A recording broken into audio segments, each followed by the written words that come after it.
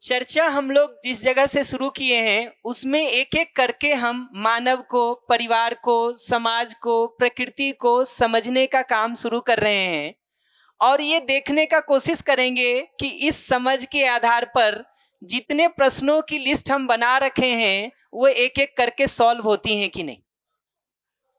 तो human being के संदर्भ में, मानव के संदर्भ में जो प्रश्न है उसको हम अभी इसके बेसिस पर कुछ सॉल्व करने का देखते हैं, ट्राई करते हैं। कल रिलेशनशिप और फैमिली के इश्यूज पर हम चर्चा को शुरू कर देंगे, तो कल शाम तक हम लौट करके रिलेशनशिप के भी ज्यादातर प्रश्नों को देख पाएंगे कि हल होता है कि नहीं होता है। कल ही हम उसके बहुत सारे मेजर इश्यूज को रिजॉल्व करने का काम करेंगे, परसों तो पूरा ही कर देंगे उसको किसी समय। तो देखते हैं करके अभी ह्यूमन बीइंग के संदर्भ में 4 बेसिक बातें समझने की महत्वपूर्ण है।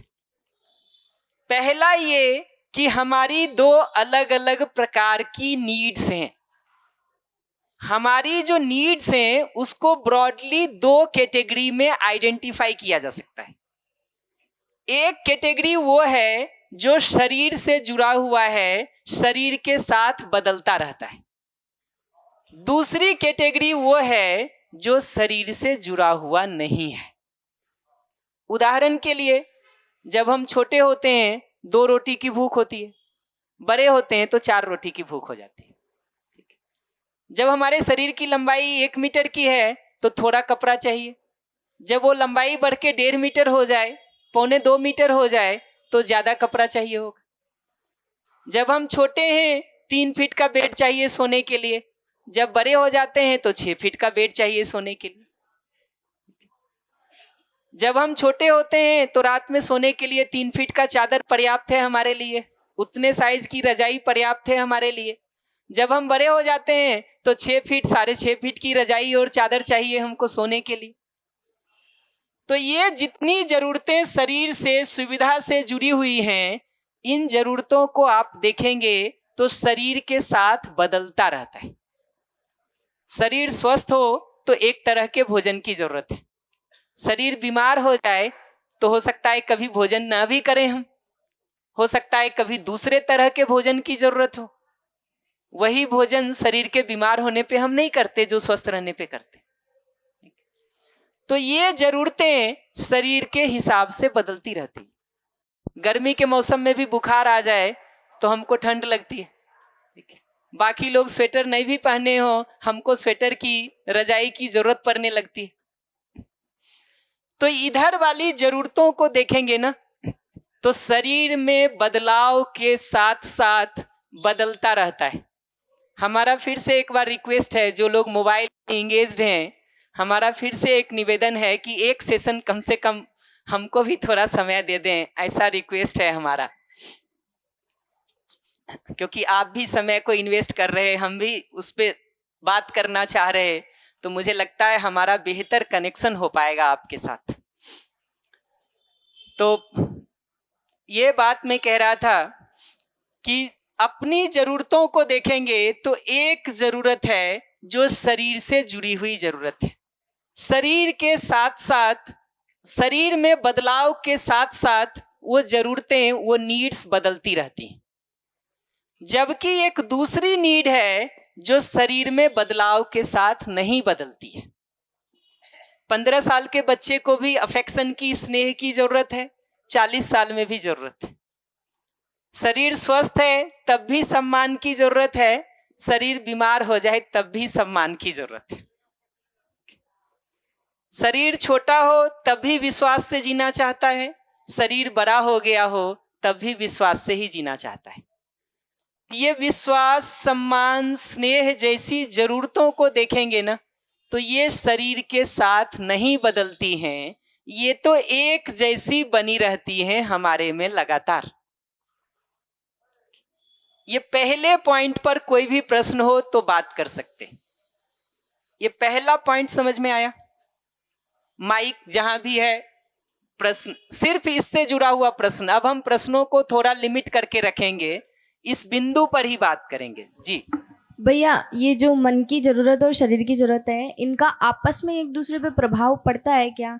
जैसे कि मुझे डर लग रहा है, बेचैनी हो रही है, तो मेरा शरीर कांपने लग जाएगा, पसीना आने लग जाएगा और जैसे शरीर अनकंफर्टेबल फील कर रहा है, तो उस टाइम पे मैं सही को समझने में ढंग से अपना ध्यान नहीं लगा पाऊंगी, तो प्रभाव पड़ता है टेम्परेरी। जी जी, बिल्कुल। इन दोनों का एक दूसरे के ऊपर बहुत सारा प्रभाव पड़ता रहता है।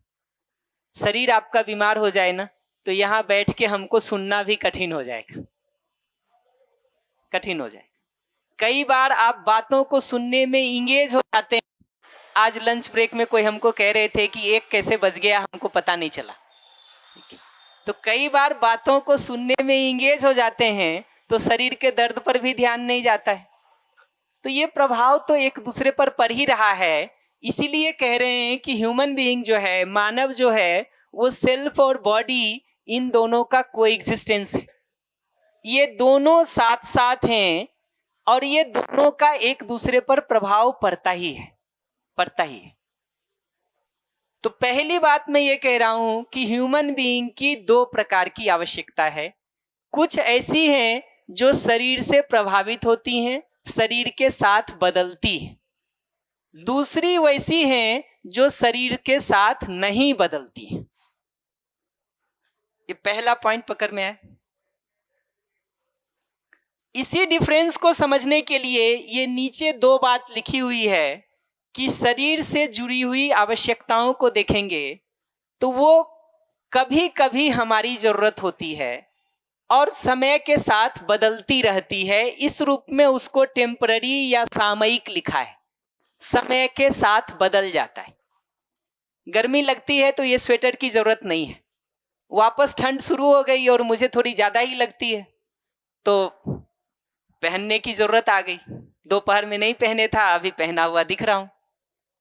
समय के साथ ये जरूरत बदल गई। भोजन की जरूरत को देखेंगे तो दिन में 3 बार, 4 बार, 2 बार, जितनी आपकी भूख हो उस हिसाब से भोजन की जरूरत पड़ती है। पेट भरने के बाद भोजन करना पड़े तो हमारे लिए सहयोग है कि सजा है? सजा है।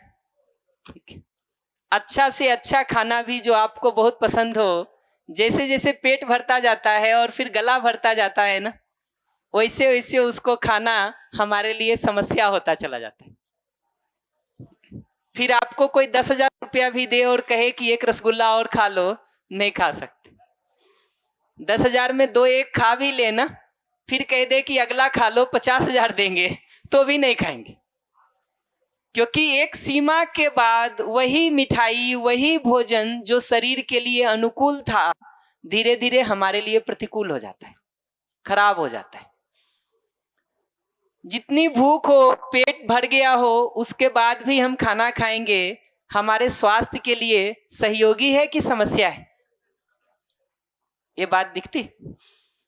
तो ये दिखता है कि इन सारी जरूरतों को देखेंगे ना, तो एक निश्चित मात्रा में उसकी जरूरत पड़ती है। उससे कम मिले तो भी प्रॉब्लम है, उससे ज्यादा उसको करने जाते हैं तो भी प्रॉब्लम हो जाता है। शरीर को स्वस्थ रखने के लिए कपड़े की जरूरत है। जितनी जरूरत है उससे कम कपड़े पहनेंगे तो भी प्रॉब्लम है।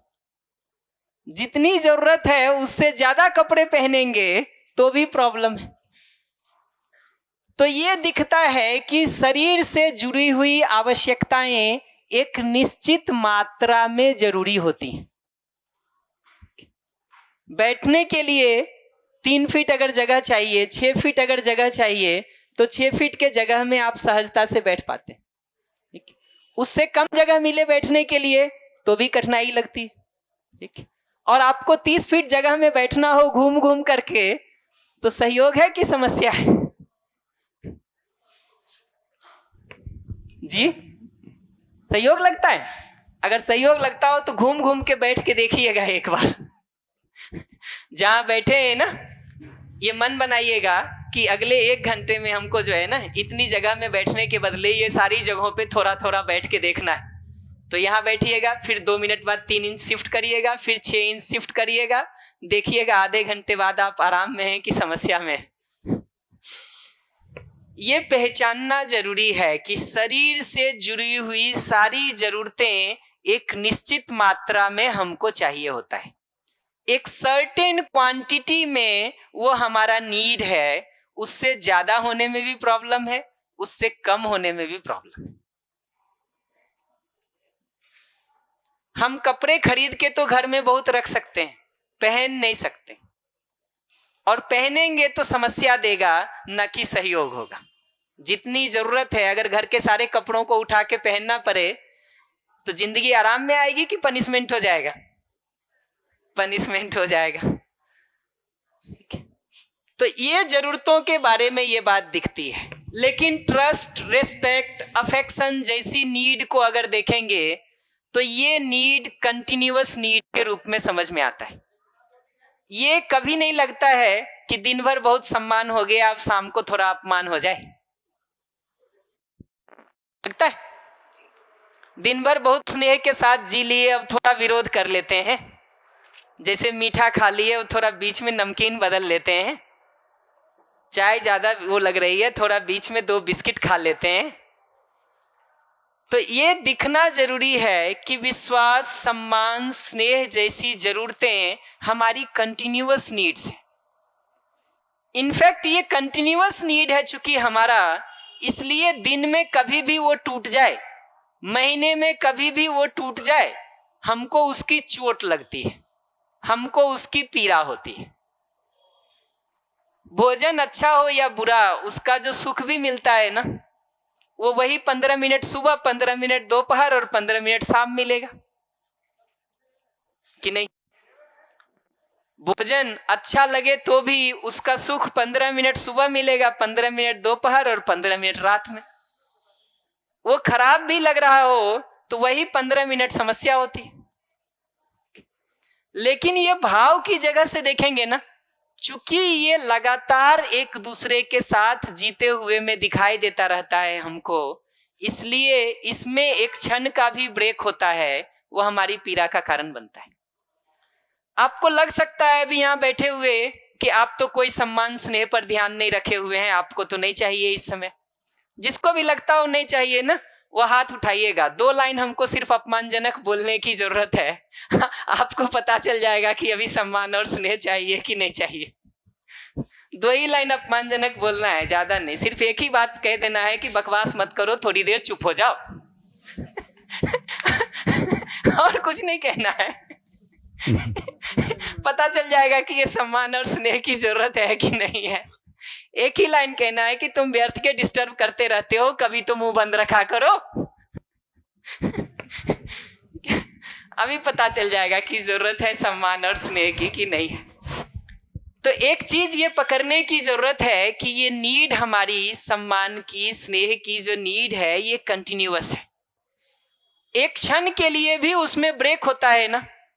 हम कितने भी अनकॉन्शियस हो, नहीं ध्यान दे रहे हो, लेकिन फिर भी अगर कोई अपमानजनक कुछ कह देता है ना, बाकी सब बातें भले भूल गए हो, वो जरूर पकड़ लेते हैं। तो हम कॉन्स्टेंटली फोकस्ड होते हैं इन फीलिंग्स के ऊपर, फोकस्ड होते हैं।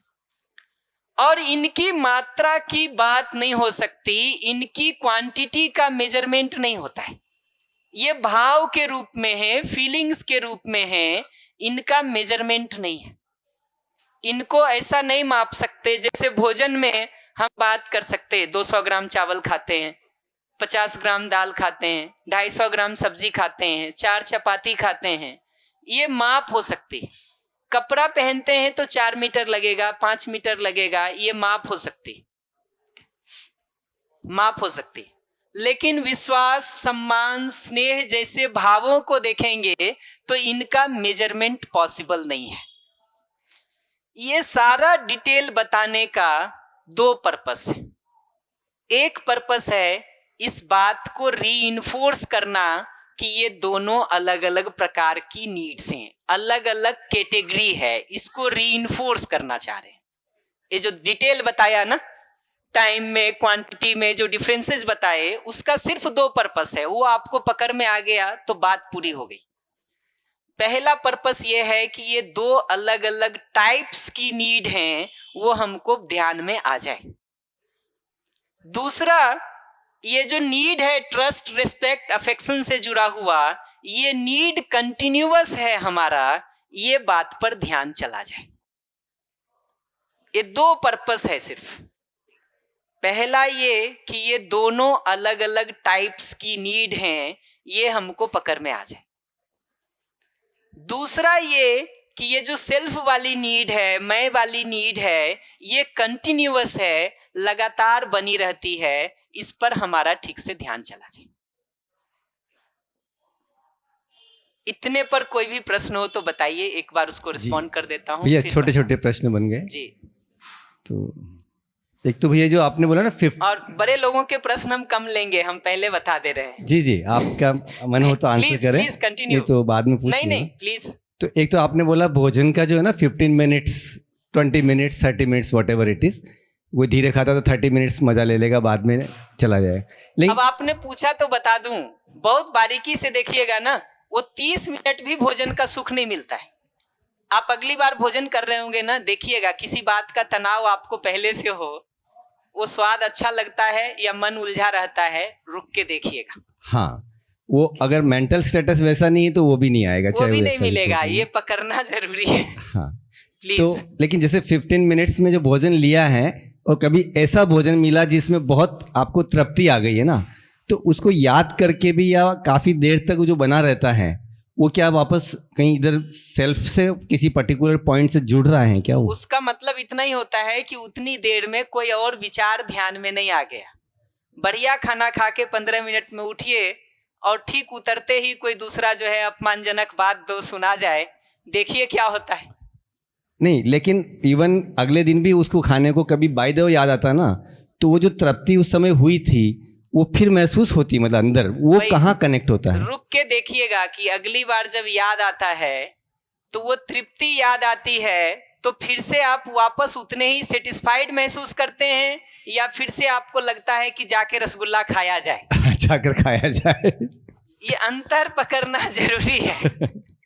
ठीक है, पकड़ में आ गया। दूसरा, ये जो मूल्यों की आपने बात की ना, विश्वास सम्मान, ये कंटिन्यूस है, पर क्या ये एक पर्टिकुलर एज में शुरू होता है कि जैसे बहुत छोटा बच्चा है उसको फर्क ही नहीं पड़ता इन चीजों से, उसको पता ही नहीं होता? आप कहेंगे बच्चे को फर्क नहीं पड़ता है तो मैं नहीं मानूंगा, बच्चा कह दे कि हमको फर्क नहीं पड़ता है तो मान लूंगा। नहीं, 6 महीने का बच्चा है, 3 महीने का बच्चा है, उसकी बात कर रहा हूँ। ये जो 6 महीने 3 महीने का भी कह रहे हैं ना, अभी मैं एक बार के लिए तो ये कहूंगा कि ये शिक्षा संस्कार की बात जो 5-6 साल से ऊपर के लिए बच्चे के लिए कर रहे हैं ना, पहले उसके लिए हम लिमिट कर लेते हैं, फिर धीरे धीरे लौट के देखेंगे कि वो 3 महीने 6 महीने के बच्चे का क्या करना है। वो बेचारा ऐसे भी आंदोलन नहीं कर रहा है आज के दिन की हमारा सम्मान करो।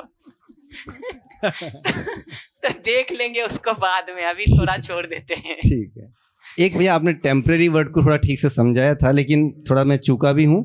एक तो वो है समय के साथ बदलती है, समय के साथ बदलता रहता है और निश्चित इंटरवल्स में अलग अलग तरह से जरूरत पड़ता है।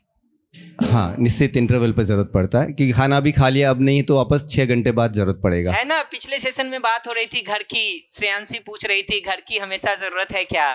ठीक है, आपको कमरे के अंदर अगर 24 घंटा रहना पड़े ना, तो आपके लिए सहयोग है कि सजा है? ये दिखना जरूरी है। हमको लगता है कि घर हमारी 24 घंटे की जरूरत है, जिनको लगता हो ना उनके लिए जेल स्वर्ग है। ये तो मैं प्रयोग, ये बोल रही सहयोग है, मैं प्रयोग करके फिर बताऊंगा आपको। ठीक है। तो वेल एंड गुड, करके देखना चाहिए ना कभी। अभी कह रही है सहयोग है, अभी 2 दिन पहले इस पर बात कर रही थी कि 1 जनवरी को पार्टी में जाना है, घर में नहीं मनाएंगे। अभी 2 ही दिन हुआ है इस पर बात किए हुए। तो मेरा ये जो प्रश्न था शब्द से जुड़ा हुआ है और आपसे अपेक्षा रहती है, इसलिए पूछ रहा हूँ क्योंकि जो समय के साथ बदलता है उसको टेम्पररी बोलते हैं या परिवर्तनशील, तो थोड़ा वो टेम्पररी से वो सेंस नहीं जा रहा, सामयिक और टेम्पररी से। हिंदी वर्ड तो उसका सामयिक ठीक है जी, इंग्लिश में आप जो करना चाहें कर लीजिए, मुझे कोई इशू नहीं है। सामयिक का मतलब है समय के साथ बदलने वाला और समय समय पर जरूरत पड़ने वाला। इंग्लिश आप जो रखना चाहें रख लीजिए, मैं खुला हूं। बस लास्ट क्वेश्चन है, ये जो ट्रस्ट है, सम्मान है, हालांकि आप रखेंगे तब वो कॉन्टेक्स्ट भी पता है, बट अभी जो प्रश्न जनरली जो बनता है या प्रचलन में जो ना विश्वास जैसे धीरे धीरे बढ़ता है। आज किसी से संबंध बना है, किसी को जानने लगे, तो वो विश्वास डेवलप होता है उसके व्यवहार के साथ में। तो हम कह रहे हैं कि ये तो मात्रा में नहीं है, तो जो बढ़ रहा है फिर वो क्या है? जो बढ़ रहा है जिसको आप कह रहे हैं ना, उसमें भी ये बात तो बहुत, थोड़ा बढ़ा देना भैया, ये बात तो बहुत अच्छे से वहां भी देखी जा सकती है कि इसके बावजूद भी उसका माप तौल नहीं होता है कि पहले 2 किलो था अब 4 किलो हो गया, पहले 5 मीटर था अब 25 मीटर हो गया, पहले 2 गाय थी अब 25 गाय हो गई। ऐसा माप तौल फिर भी नहीं हो पाता है जिस टर्म में आप बात कर रहे हैं उस टर्म में भी। तो अभी तो हम इतना ही पॉइंट कह रहे हैं कि उस भाषा के बावजूद भी माप तौल वहां भी नहीं होता, मेजरमेंट फिर भी फिजिबल नहीं है इसका, क्योंकि ये फिजिकल नहीं है, ये फीलिंग्स के फॉर्म में है, भाव के रूप में है। भैया इनकी एक फ्रेंड बोलती है कि मुझे मेरे हस्बैंड से 98% तो प्यार हो गया है, 2% बच रहा है। अब आपने पूछा तो एक कहानी मैं भी सुना देता हूँ। मुल्ला नसरुद्दीन से किसी ने पूछा शादी हो गई तुम्हारी, ठीक, अब आपने पति पत्नी का पूछा तो वही सुना देता हूँ। कहा शादी हो गई तुम्हारी? कहा आधी हुई है आधी बाकी है। ठीक है, तो उसने पूछा किसी ने कि क्या मतलब इसका, तो उसने कहा एकदम सिंपल बात है, मैं तैयार हूं, लड़की को हाँ कहना बाकी है। तो ये 98% 2% जो सब कह रहे हैं ना, वो सब का मतलब इतना ही होता है, इतना ही होता है। बट करेंगे इस पर, मैरिज का टॉपिक हम लाएंगे डे 5 में, तो हम डिटेल में बात कर लेंगे। आज सुबह लक्ष्य भी हमारे कई सारे मैरिज से जुड़े हुए प्रश्न पूछ रहे थे पिछले सेशन में, पिछले सेशन में, वो सबको हम रेस्पॉन्ड कर देंगे डे 5 में फॉर श्योर। कंटिन्यू। अभी जो भैया का पहला प्रश्न था कि जैसे कुछ भी खाया हमने और उसके बाद में एक तो 15 मिनट तक उसका स्वाद बना रहा, क्योंकि वो आपने जवाब दिया कि उसका कोई और विचार नहीं आया अचानक से, तो तब तक उस स्थिति में बने रहे हम। एक भैया ने कहा कि अगले दिन भी उसका हमको स्मरण होता है। तो ऐसे ना हमने कोई भी, जैसे भी हम लोग बहुत पताशी खाने जाते हैं या कोई भी फास्ट फूड खाने जाते हैं, तो फास्ट फूड का स्वाद बना रहता, मतलब वो 2 दिन बाद, 5 दिन बाद, 7 दिन बाद हमको वो याद आती है और फिर हमको मन करता है कि उसको खाया जाए। Exactly, एक सेकेंड, वो जो याद आता है ना और मन करता है कि खाया जाए, तो याद यही आता है कि कल सुख मिला था। ये नहीं होता है कि अभी याद करके सुख मिल रहा है, क्योंकि अगर वो हो जाता तो वापस बतासे खाने के लिए जाने की जरूरत ही नहीं थी। लेकिन भैया इसको ना, मतलब मैं 5 संवेदनाओं से एक बार देखता हूँ। हाँ। कि मैंने कोई म्यूजिक सुना और वो म्यूजिक सुनने का फिर मेरा कभी मन करता है कि मैं वो म्यूजिक सुनूं और फिर मुझे अच्छा लगेगा, है ना। जैसे मैंने फाइन मेरे पिताजी पैर दबाते थे, उससे एक बार दबाए तो उसके बाद उनकी आदत लग गई, फिर रोज दबाए और फिर वो घंटों, तो वो भी एक संवेदना है ना, वो त्वचा से लेने वाली, तो वो भी उनको आराम मिलता था उसका जो भी। तो ऐसे करके हर संवेदना से हमको कुछ हमारी एक अच्छी मेमोरी बन रही है, तो वो उसके बाद में हमको दोबारा से वो चाहिए कि हमको दोबारा से सुख मिले, तो उसको हम जो आस्वादन, और अभी बात कर रहे थे चयन विश्लेषण, जो इच्छा विचार आशा के अंदर, आशा में भी जो आस्वादन की बात हो रही थी, ये वही है क्या जिसको याद करके दोबारा से क्रेविंग होती है, या जो भी, मतलब जी उसको आस्वादन कहते हैं। अभी आता हूं मैं उस टॉपिक पर, आता हूं, स्टेप वाइज चल रहा हूं मैं अभी। उसके पहले 2 बिंदुओं को कवर कर देता हूं, फिर उस पर आता हूं। ये सारा जो डिटेल आउट किया ना, ये इस आखिरी बात को बताने के लिए किया था। ये जितने बिंदु अभी बताए ना, इसके कंक्लूजन में इस लास्ट पॉइंट को पहचानना चाह रहे हैं हम लोग कि ये दोनों नीड को पूरा करने का ढंग अलग अलग है। जो बॉडी की नीड्स हैं हमारी, भोजन की, कपड़े की, घर की या बाकी जरूरतें, इनको पूरा करने के लिए कोई ना कोई फिजियोकेमिकल थिंग चाहिए, कोई ना कोई वस्तु चाहिए जिससे वो जरूरत पूरी हो सकती है। अगर भूख लगी है तो रोटी, चावल, दाल, कुछ ना कुछ चाहिए। कपड़े बनाना है तो कॉटन, कपास, उलेन, कुछ ना कुछ चाहिए जिससे वो बने। घर बनाना है तो ईंट, पत्थर, सीमेंट, सरिया, कुछ ना कुछ चाहिए जिससे वो घर बनेगा। लेकिन ऐसे किसी भी वस्तु की बाध्यता नहीं है, कंपल्सन नहीं है। अगर हम अफेक्शन को एक्सप्रेस करना चाह रहे हैं तो, रिस्पेक्ट को एक्सप्रेस करना चाह रहे हैं तो, हमारे अंदर अगर रिस्पेक्ट की फीलिंग है आपके लिए, तो वो हमारी भाषा में, हमारे भाव में, हमारे टोन में, हमारे गेस्चर से, हमारे लहजे से आप तक पहुंचता रहता है। एंड वाइस वर्सा, अपमान करने के लिए भी कोई ये जरूरी नहीं है कि आपके घर का सामान उठा के हम लाएं। हमारी भाषा, हमारा लहजा, हमारा खाना परोसने का तरीका, हमारा बोलने का ढंग, ये सब लगातार हमको बताता रहता है कि ये सम्मान है कि अपमान है। ये बात पकड़ में आती? कि सम्मान, स्नेह जैसी जरूरतों के पूरा होने के लिए, एक दूसरे के लिए वो भाव हमारे अंदर जरूरी है। उसके लिए किसी सुविधा की जरूरत नहीं है, बाध्यता नहीं है। सम्मान के भाव को नमस्ते बोल के भी व्यक्त किया जा सकता है, हाथ जोड़ के भी व्यक्त किया जा सकता है, पैर छू के भी व्यक्त किया जा सकता है, गले बोल मिल के भी व्यक्त किया जा सकता है, गुड मॉर्निंग गुड आफ्टरनून बोल के भी व्यक्त किया जा सकता है। ऐसे 20 तरीके सोचे जा सकते हैं। जबकि सुविधा से जुड़ी हुई जितनी भी जरूरतें हैं, उसको पूरा करने के लिए कोई ना कोई फिजिकल थिंग चाहिए, कोई ना कोई वस्तु चाहिए। इस आखिरी बिंदु पर भी कोई प्रश्न हो तो मैं एक बार फिर से ओपन कर ले रहा हूं।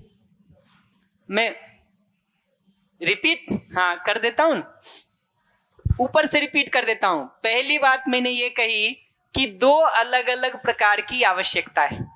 एक जो शरीर के साथ बदलती रहती है, दूसरी जो नहीं बदलती।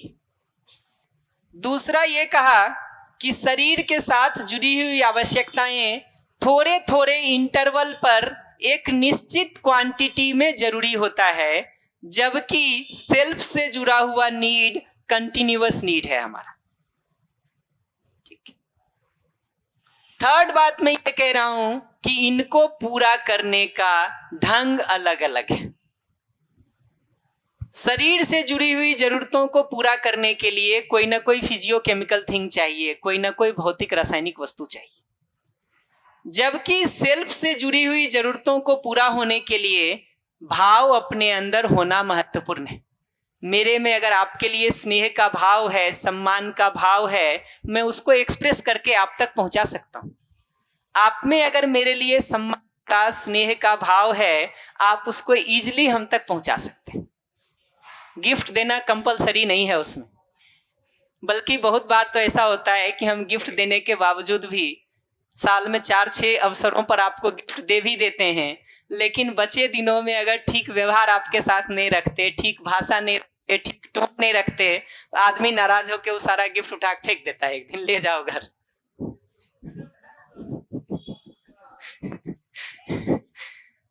जी ठीक है श्रेयांशी, रिपीट कर दिया मैं। इनको दे दीजिए माइक, जरा इनका सवाल पूछने, और इस पर लिमिट रखेंगे हम क्वेश्चंस को, जनरल ओपन नहीं करेंगे, हम एक एक बिंदु पर आ रहे हैं।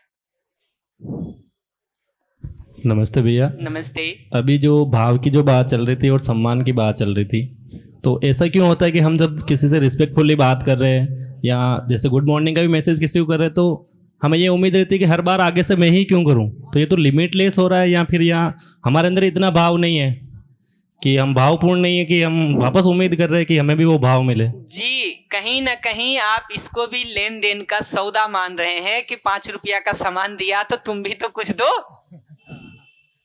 15 रुपया का सामान ले गए हमारे दुकान से, लौटा के कुछ दोगे कि नहीं दोगे? ये हिसाब लगा रहे हैं आप।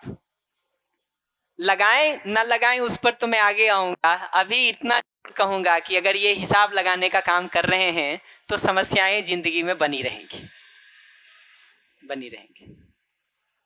वो तो ऐसा ही लगेगा हर बार कि फिर मैं ही क्यों करूँ आगे होके, या मैं फिर इतनी रिस्पेक्ट क्यों करूँ जब सामने वाला मेरे को रिस्पेक्ट ही नहीं दे रहा है। तो आपने पूछ लिया तो इसको मैं अभी थोड़ी देर के लिए रिस्पॉन्ड कर देता हूं। एक बार अगर ये दिखना शुरू हो जाए कि विश्वास, सम्मान, स्नेह का भाव मेरे अपने सुखी होने के लिए जरूरी है, एक क्षण के लिए भी मैं अपमान करता हूं, विरोध करता हूं, द्वेष में जाता हूं, घृणा में जाता हूं, ईर्ष्या में जाता हूं, मेरी अपनी पीड़ा का कारण सबसे पहले बनता है। मेरे अंदर वो आग सबसे पहले लगती है और मुझे सबसे पहले जलाती है। ये बात अगर दिखना शुरू हो जाए ना, तो ये समझ में आता है कि इन भावों को ठीक रखना मेरे अपने सुखी होने के लिए सबसे पहले जरूरी है। ये जो दूसरे को भी वो अच्छा लगता है, ये उसका बाय प्रोडक्ट है, एडिशनल है कि दूसरे को भी वो अच्छा लगता है। ये ठीक वैसा ही है कि मुझे ये बात करना पसंद है, आपको भी बात अच्छी लग गई तो अच्छी बात है। तो ये एक बार ये दिखना शुरू हो जाए ना कि मेरे अपने सुखी होने के लिए ये भाव जरूरी हैं, तो हम बार बार दूसरे का मुंह देखना बंद कर देते हैं कि वो भी ऐसा कर रहा है कि नहीं। ये जो अभी बार बार हम ये दूसरे का मुंह देखते रहते हैं ना, वो इसलिए कि अभी हमको ऐसा लगता है कि ये भाव दे करके हम दूसरे के ऊपर उपकार कर दे रहे हैं। जितना ये बात दिखने लगता है कि विश्वास, सम्मान, स्नेह जैसे भाव से जीना मेरे अपने सुखी होने के लिए जरूरी है, मेरी अपनी तृप्ति के लिए जरूरी है, मेरे अपने ऑर्गेनाइज्ड होने का, व्यवस्थित होने का डिजाइन यही है। एक क्षण के लिए भी अपमान आता है, विरोध आता है, क्रोध आता है, घृणा आती है, मेरा मन सबसे पहले खराब होता है, उसमें आग सबसे पहले लगती है, उसकी बदबू सबसे पहले हम तक पहुंचती है। ये बात दिखना शुरू होता है ना, तो स्थिरता बनती है, ग्राउंडिंग होता है अपना इन भावों के साथ जीने का। दूसरे को भी जो वो अच्छा लग रहा है ना, ये उसका बाय प्रोडक्ट है, उसके लिए नहीं कर रहे। फैक्ट्री बैठाते हैं लोग ना, चीनी के लिए बैठाते हैं, जो मोलेसेस निकलते हैं, जो कचरा निकलता है और जो बाकी चीजें निकलती हैं, बिक वो भी जाता है 2-4 रुपये किलो में, लेकिन उसके लिए फैक्ट्री नहीं बैठाई जाती है। लोहे की फैक्ट्री बैठाते हैं कोई सामान बनाने के लिए, जो स्क्रैप बच जाता है उसका बिक तो वो भी जाता है कबाड़ी के यहाँ 30 रुपये किलो के भाव से, लेकिन उस स्क्रैप के लिए फैक्ट्री नहीं बैठाई जाती। फैक्ट्री तो हम अपने सामान बनाने के लिए बैठाते हैं। तो आपको जो अच्छा लग जाता है ना, हमारा स्नेह पूर्वक जीना, सम्मान पूर्वक जीना, ये तो बाय प्रोडक्ट है। उसको स्थिर तो हम अपने में इसलिए किए हुए हैं कि मुझे दिखता है कि उसको एक क्षण के लिए भी अगर मैं तोड़ता हूं तो मेरे अपने दुख का, मेरी अपनी पीड़ा का, मेरी अपनी परेशानी का कारण वो सबसे पहले बनता है। ठीक है भैया के क्वेश्चन में कंटिन्यूएशन है भैया। बाय डिफॉल्ट ही अभी सोसाइटी में कहीं ना कहीं पे ये माइंडसेट और ये डिज़ाइन है, जेंडर बायसनेस पे क्वेश्चन है ये कि लड़कियां, एक तो लड़कियां आगे होके, ये मैसेज वाली बात पे ही बात कर रही हूँ मैं, कि आगे होके बात नहीं करती हैं। जो करती हैं, मतलब जैसे कि हमने बोला कि मेरा सुख है उसमें कि मैं बात कर रही हूँ, है ना, भैया नहीं बोला कि हम ही बार बार मैसेज करें। तो सेम क्वेश्चन, अगर एक तो लड़कियां करती ही नहीं है, ये कहीं ना कहीं पे हमारे माइंडसेट में ही है कि हम थोड़ी ना करेंगे, है ना, एक चीज़। दूसरी चीज़ कि जब करती हैं तो कहीं ना कहीं पे एक वो जो जजमेंट वाला फैक्टर है कि सामने वाला क्या सोचेगा, दूसरा क्या सोचेगा, वो अपने दोस्तों को बताएगा, बात आगे बढ़ेगी कि चेप हो रही है या बहुत ज़्यादा तो फिर या तो इससे कैसे डील करें कि ये रिलेशनशिप के जितने इश्यूज है ना, इसको हम डे 4 में किसी समय, कल डे 3 में हम इसकी कुछ नहीं, भूमिका को place रिलेशनशिप कर देंगे। में बात ही नहीं कर रही भैया, मैं उस फैक्टर, उस पोजीशन में जाके बात नहीं कर रही हूँ। इन एनी वेज, मतलब अगर मैं अंकल एग्जांपल मेरे को महेश भैया रिलेशनशिप से वर्ड को मैं ठीक कर लेता हूँ। मनुष्य के संबंध में किसी भी जगह पर अगर ये मुद्दा है ना, इसको हम डे 4 या डे 5 में डिस्कस करेंगे। भैया करेंगे, अभी इतने पर लिमिट रखेंगे तो ठीक से बात हो जाएगी, तो करेंगे उसको। भैया जो भाव का आपने जो बोला है, तो ये हमको लाइक कोई वस्तु प्रदान नहीं है, ये इवन हमारे हाव भाव और बोलने से भी व्यक्त होता है। जी। बट जैसे कई बार ऐसा होता है कि पूरे हिंदुस्तान में किसी स्टेट में कोई थोड़ा कड़क बोलता है, लेकिन वो बोलते हैं कि नहीं यहाँ की तो बोलचाल ही ऐसी, बट वो रेस्पेक्टफुली बात करता है। कई अन्य स्टेट्स में, है ना, बहुत प्यार से बोलते हैं। और इंटरनेशनली चले जाएंगे तो जापान में टिप छोड़ना बहुत ठीक है। ऑफेंसिव है। तो इसमें फिर इसको कैसे देखें कि ये भाव को पहचानना कैसे? इससे इतना ही पता चलता है कि जापान में भी लोगों को, आपने कहा ना टिप छोड़ना ऑफेंसिव लगता है, ठीक है, या डिसरेस्पेक्टफुल लगता है? आपका वाक्य ही ये बात बता रहा है कि जापान के लोगों को भी रिस्पेक्ट की जरूरत है, इंडिया के लोगों को भी रिस्पेक्ट की जरूरत है। एम आई राइट? फर्क कहाँ है? फर्क है उसको एक्सप्रेस करने के तरीके में। लैंग्वेज जिसमें हम एक्सप्रेस कर रहे हैं, तरीका जिससे हम उसको एक्सप्रेस कर रहे हैं, उसमें डिफरेंस है। और वो डिफरेंस हो सकता है कल्चर वाइज भी, लैंग्वेज वाइज भी, स्टेट वाइज भी, नेशन वाइज भी, वो डिफरेंस हो सकता है। उसमें प्रॉब्लम नहीं है। उसको रिजॉल्व करना हो, दो में से एक उपाय है। वो यहाँ आ रहे हैं तो यहाँ के कल्चर को समझ करके उस हिसाब से रिस्पेक्ट को एक्सप्रेस करें। हम वहाँ जा रहे हैं तो वहाँ के कल्चर को समझ करके उस हिसाब से रिस्पेक्ट करें। तो हम अगर भूटान जाते तो या तो वो नमस्ते सीखते हैं या हम उनका लैंग्वेज सीखते हैं। दो में से कोई एक तरीका हम अपनाते हैं जिससे वो बात हो जाती है। तो चाहिए तो दोनों को रिस्पेक्ट ना। जब ये बात आपने पूछा ही है तो मैं इसी को कंटिन्यू कर दूं।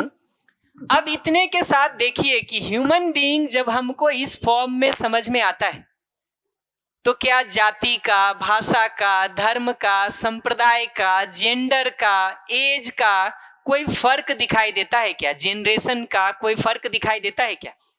कि सिर्फ हिंदू सुख चाहते हैं, विश्वास सम्मान चाहते हैं, मुस्लिम नहीं चाहते, या क्रिश्चियंस चाहते हैं, यहूदी नहीं चाहते, ऐसा दिखता है क्या? बिहार के लोग चाहते हैं, बंगाल के नहीं चाहते, नेपाल के चाहते हैं, भारत के नहीं चाहते, अमेरिका के चाहते हैं, यूरोप के नहीं चाहते, ऐसा कोई भेद दिखता है क्या? थोड़ी देर पहले बात हो रही थी, कह रहे थे आज के समय में लोग सब टी शर्ट जींस पहनते हैं, पहले धोती कुर्ता पहनते थे। धोती कुर्ता वालों के लिए भी ये बात लागू होती है कि नहीं? जींस पैंट पहनने वालों के लिए भी ये बात लागू होती है कि नहीं? देख लिया जाए, पता चल जाएगा। ऐसे ही उम्र की जगह से, जनरेशन की जगह से देखें, हमारी पिछली जनरेशन को भी ये चीजें चाहिए थी कि नहीं? इस जनरेशन को भी चाहिए कि नहीं? पहचान लिया जाए। ये बात को देखा जाए कि जब हम मानव को ठीक ठीक समझते हैं तो हम सभी की समझ एक जैसी होती है कि नहीं होती है? तो ये जो सवाल कल से कुछ लोग पूछ रहे थे कि कैसे एक समझा जा सकता है, और समझने में तो इतने वेरिएशन होंगे ही, अंतर होगा ही। अभी रुक के देखा जाए कि एक मानव को मानव की तरह जब हम ठीक ठीक समझते हैं तो उसकी आवश्यकताएं, उसको पूरा करने का ढंग, ये हम में से हर मानव के लिए एक जैसा है कि नहीं है? क्या लगता है? नहीं है? दिखता है? ये पहचानना जरूरी है कि चीजों को हम समझना शुरू करते हैं ना, तो समझ की जगह पर हम सब एक हो सकते हैं। आगे देखेंगे रिलेशनशिप के इश्यूज में भी ये समझ एक हो सकती कि नहीं। आगे देखेंगे कि सोसाइटी और नेचर की जगह पर भी ये समझ एक हो सकता है कि नहीं। बट पहला स्टेप ह्यूमन बीइंग को समझने की जगह पर, तो अभी आप में से किसी को भी ये लगता हो कि समझ एक नहीं हो सकती तो आराम से माइक लेके बात कर सकते हैं, फिर हम आगे बढ़ेंगे। पर टॉपिक फिक्स करें। किसी को भी ये लगता हो कि समझ एक नहीं होती है, इस मुद्दे पर हमारी एक नहीं है, तो आराम से बात कर सकते हैं। भैया इससे रिलेटेड नहीं है, बट ऐसा है कि मुझे सही जीने के लिए अगर एक लाइफ पार्टनर की नीड पड़ती है तो मैं ऐसा चाहती हूँ कि वो सही समझ के साथ जी रहा हो या जीने की कोशिश कर रहा हो। तो ये जो नीड है, ये मैं बॉडी की मानूं या मेरी मानूं कि मुझे एक सही लाइफ पार्टनर की जरूरत है सही जीने के लिए। सही को कैसे, एक सेकंड बता रहा हूँ, सही को कैसे परिभाषित कर रहे हैं? 1 करोड़ का दहेज और 2 गाड़ी लेके आने वाला, या भाव ठीक रखने वाला? पिछले सेशन में बता रहे थे आप लोग, तब हम भी थोड़ा पूछ लें। भाव को ठीक रखने वाला। भाव को ठीक रखने वाला अगर कह रहे हैं तब तो वो सेल्फ से जुड़ा हुआ नीड है। ठीक है, मैं से जुड़ा हुआ नीड है। अगर गाड़ी लेके आने वाला ढूंढ रहे हैं हस्बैंड या वाइफ, तब तो इधर शरीर से जुड़ा हुआ नीड है कि नहीं? भैया इन्हें साइमल्टेनियसली देख सकते हैं कि साइमल्टेनियसली देख सकते हैं अगर दोनों चाहते हैं तो। नहीं ये वाला नहीं, मतलब ऐसा कि मेरी कुछ नीड्स है, जैसे लव को एक्सप्रेस करना, रेस्पेक्ट और ट्रस्ट का भाव जो भी है मेरे अंदर, उसे एक्सप्रेस करने के लिए मुझे किसी की बॉडी चाहिए होगी, अपनी बॉडी का यूज़ करना पड़ेगा। तो मेरी नीड और मेरी बॉडी की नीड यहाँ एक साथ है या सिर्फ सेल्फ की ही है? रिस्पेक्ट को अगर देखेंगे तो वो नीड तो सेल्फ का है, एक्सप्रेस करने के लिए बॉडी की जरूरत पड़ती है, ये बात सही है। रिस्पेक्ट को एक्सप्रेस करने के लिए, अफेक्शन को एक्सप्रेस करने के लिए, ग्रेटिट्यूड को एक्सप्रेस करने के लिए बॉडी की जरूरत पड़ती है, ये बात सही है। बट जब हम बॉडी यूज नहीं भी कर रहे होते हैं ना, तब भी हमको अपने अंदर के भाव का पता चलता है कि रिस्पेक्ट है कि डिसरिस्पेक्ट है, ग्रेटिट्यूड है कि नहीं है, ये हमको अपने अंदर पता चलता है ना। उतना ही बात है। एक्सप्रेस करने के लिए तो बॉडी चाहिए, दूसरे को तक पहुंचने के लिए तो बॉडी चाहिए, अपने को पता चलने के लिए उसकी जरूरत नहीं है। अपना मुंह बंद होने के बाद भी पता चलता है कि आपके लिए रिस्पेक्ट है कि डिसरिस्पेक्ट है, ग्रेटिट्यूड है कि नहीं है, अफेक्शन है कि नहीं है, पता चलता है हमको।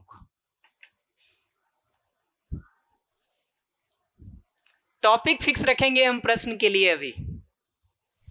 भैया आपने जब रेस किया ना ये बात को कि इसको सोचें अब, तो कोई डिफरेंस नज़र आता है क्या? तो मैंने अभी और प्रोसेस किया उसको, तो अब तो जनरेशन गैप वाला भी, या जो अपन डिफरेंशिएशन के जो सारे मैटर्स लेते हैं, इसको बहुत ध्यान से देखते हैं तो कुछ भी नज़र नहीं आता है। आदमी को नहीं समझते हैं तभी इतना अंतर दिखता है। आदमी को आदमी की तरह समझना शुरू करते हैं तो सारे अंतर खत्म होने शुरू हो जाते हैं। हाँ, जनरेशन गैप भी ऐसा दिखता है कि एक जनरेशन की कुछ मान्यता और एक जनरेशन की कुछ और मान्यता है, अदरवाइज मानव वाइज तो दोनों एक जैसे ही है। बिल्कुल। और बच्चों के साथ भी जो जनरेशन इतना गैप, ही फर्क हो सकता है कि पहले किसी एक तरह के खिलौने से खेलते थे, अब दूसरी तरह के खिलौने से खेल रहे हैं। हाँ, उम्र बढ़ने के साथ भी इतना ही फर्क होता है जी। हमको लगता है कि बचपन के खिलौने बेकार है, जब हम बड़े हो जाते हैं ना तो लगता है ये बुद्धू ये घर बना रहा दो ऐसा, और उसी के लिए लड़ता रहता है एक दूसरे से, मिटा दो ना उसको, तो लड़ाई झगड़े हो जाते। हम बड़ों को लगता है कि ये क्या बेवकूफ़ी कर रहे हैं। हमको ये नहीं दिखता है कि जवानी में जिन खिलौनों से खेल रहे हैं वो भी खिलौने ही हैं। Yes yes. और अभी आपने मुझे बहुत पहले कोई बात बोली, आज वो कनेक्ट हुई, जो बच्चों पेरेंट्स के बच्चों से जो इशू रहते हैं ना, बच्चों को हम रियली मानव के रूप में देख ही नहीं पाते हैं, अपने से वो छोटा या जो भी है उस तरह से मान्यता में बैठा होता है। छोटा का मतलब हम उसको कम समझदार, समझदार, नालायक हाँ, या बेवकूफ मानते हैं और फिर सोचते हैं बात हो जाए। यस, ठीक, ये अपमानजनक ढंग से हम शुरू करते हैं ना, हम भूल जाते हैं कि वो 10 साल का बच्चा भी एक लिस्ट बना के बैठा हुआ है कि माँ बाप ने हमारे साथ क्या क्या ठीक नहीं किया। क्यों जी हंस रहा है? हाँ। भैया जनरेशन गैप पे क्वेश्चन है, अभी करूँगी? नहीं, उसको रिलेशनशिप वाले टॉपिक में, अभी नहीं, रिलेशनशिप वाले टॉपिक में। Yes please. हाँ, वो जब ये दीदी जी बात कह रहे थे, आपने कहा था कि आपके भीतर तो महसूस होता ही है, तो बार बार ये बात आती है कि सामने वाला ऐसे करके हम क्वेश्चन करते हैं ना कि सामने वाला, तो ये सामने वाला विलुप्त हो जाएगा और हम सेल्फ अपने अंदर फीलिंग कर पाएंगे कि ये मैं सोच पा रहा हूँ कि नहीं पा रहा हूँ, उस भाव को जी पा रहा हूँ कि नहीं पा रहा हूँ। ये मैं उसके आपकी बात की साम्यता के अर्थ में कहना चाहता हूँ जी। तो जिस दिन ये हो जाए, क्या मैं ठीक समझ पा रहा हूँ कि हम ये सामने वाला का कॉन्सेप्ट खत्म कर दें, और जिस दिन हम ये सोच पाए कि मैं उस भाव को जी पा रहा हूँ नहीं जी पा रहा हूँ, तो क्या मैं बेटर हूँ? वही मैं उसको ऐसे कहूंगा कि धीरे धीरे जब सम्मान के भाव का, स्नेह के भाव का हम अभ्यास करने जाते हैं ना, तो परिवार के सभी सदस्यों के प्रति जहां भी हम संबंध देखते हैं उन सभी के प्रति स्नेह का भाव मेरे अंदर बना रहता है। जब जो सामने आता है तब उसके साथ जीने में वो एक्सप्रेस होता है। तो ये फीलिंग जहां जहां भी हम उस रिलेशनशिप को फैल करके, जितना फैल के हम देख पा रहे हैं, उतनी सीमा तक वो फीलिंग हमारे अंदर कॉन्स्टेंटली बना रहता है। जब उसको एक्सप्रेस करने का अपॉर्चुनिटी मिलता है तो हम एक्सप्रेस कर लेते हैं। क्या आप बताएंगे मैंने क्या आंसर दिया? माइक दे दो जरा, लिसनिंग टेस्ट कर ले। हमारे भीतर बना रहे इस बात को, जब सामने वाला आए या जो भी परिवार के मेंबर आए, हम उसको, उस भाव को, आप चाहे परिवार का हो चाहे नहीं हो, हम उसको उसके साथ वैसा ट्रीट कर पाए। जी, जिनको भी हम संबंध के रूप में देखते हैं उन सभी के लिए वो भाव हमारे अंदर एक सा बना रहता है। जहां अवसर होता है वहां उसको हम एक्सप्रेस करते हैं।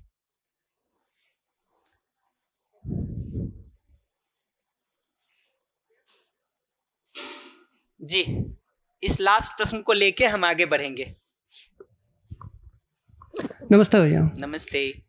आपका कहना है कि जो व्यक्ति इन सुविधाओं को नहीं जुटा पाता है, मान लीजिए वो नहीं जुटा पाता है, जैसे अभी एक क्वेश्चन आया था और वो आपके प्रति खूब विश्वास सम्मान रखता है, क्या वो सामने वाले को ये देने के बाद वो उन सुविधाओं को नहीं जुटा पाता है तो वो उससे संबंध रखने को तैयार हो जाएगा?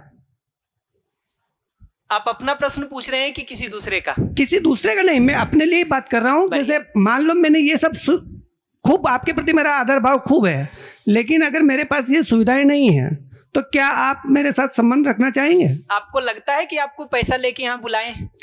यहाँ की बात नहीं अब जब आप हमसे पूछ रहे हैं तो उत्तर भी हमसे लीजिए ना। आपका मतलब पूरी पब्लिक से है, जैसे नहीं रखेगा मुझे मैं ऐसा पब्लिक विश्वास नहीं हूँ। अरे आप ये प्रश्न का आंसर ठीक से नहीं है।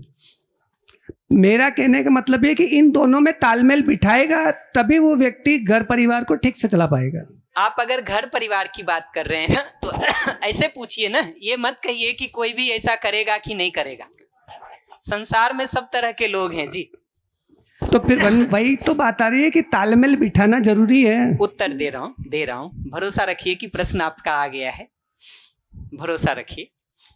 ये बात तो शुरू से ही कही जा रही है कि ये दो तरह की आवश्यकता है, दोनों को पूरा करना जरूरी है, दोनों को पूरा करने का तरीका अलग अलग है, एक तरीके से दूसरा पूरा नहीं होगा। फिर से रिपीट करूं, दो तरह की आवश्यकता है, दोनों को पूरा करने का ढंग अलग अलग है और अलग अलग ढंग से ही दोनों को पूरा करने की जरूरत है, एक से दूसरा पूरा नहीं होगा।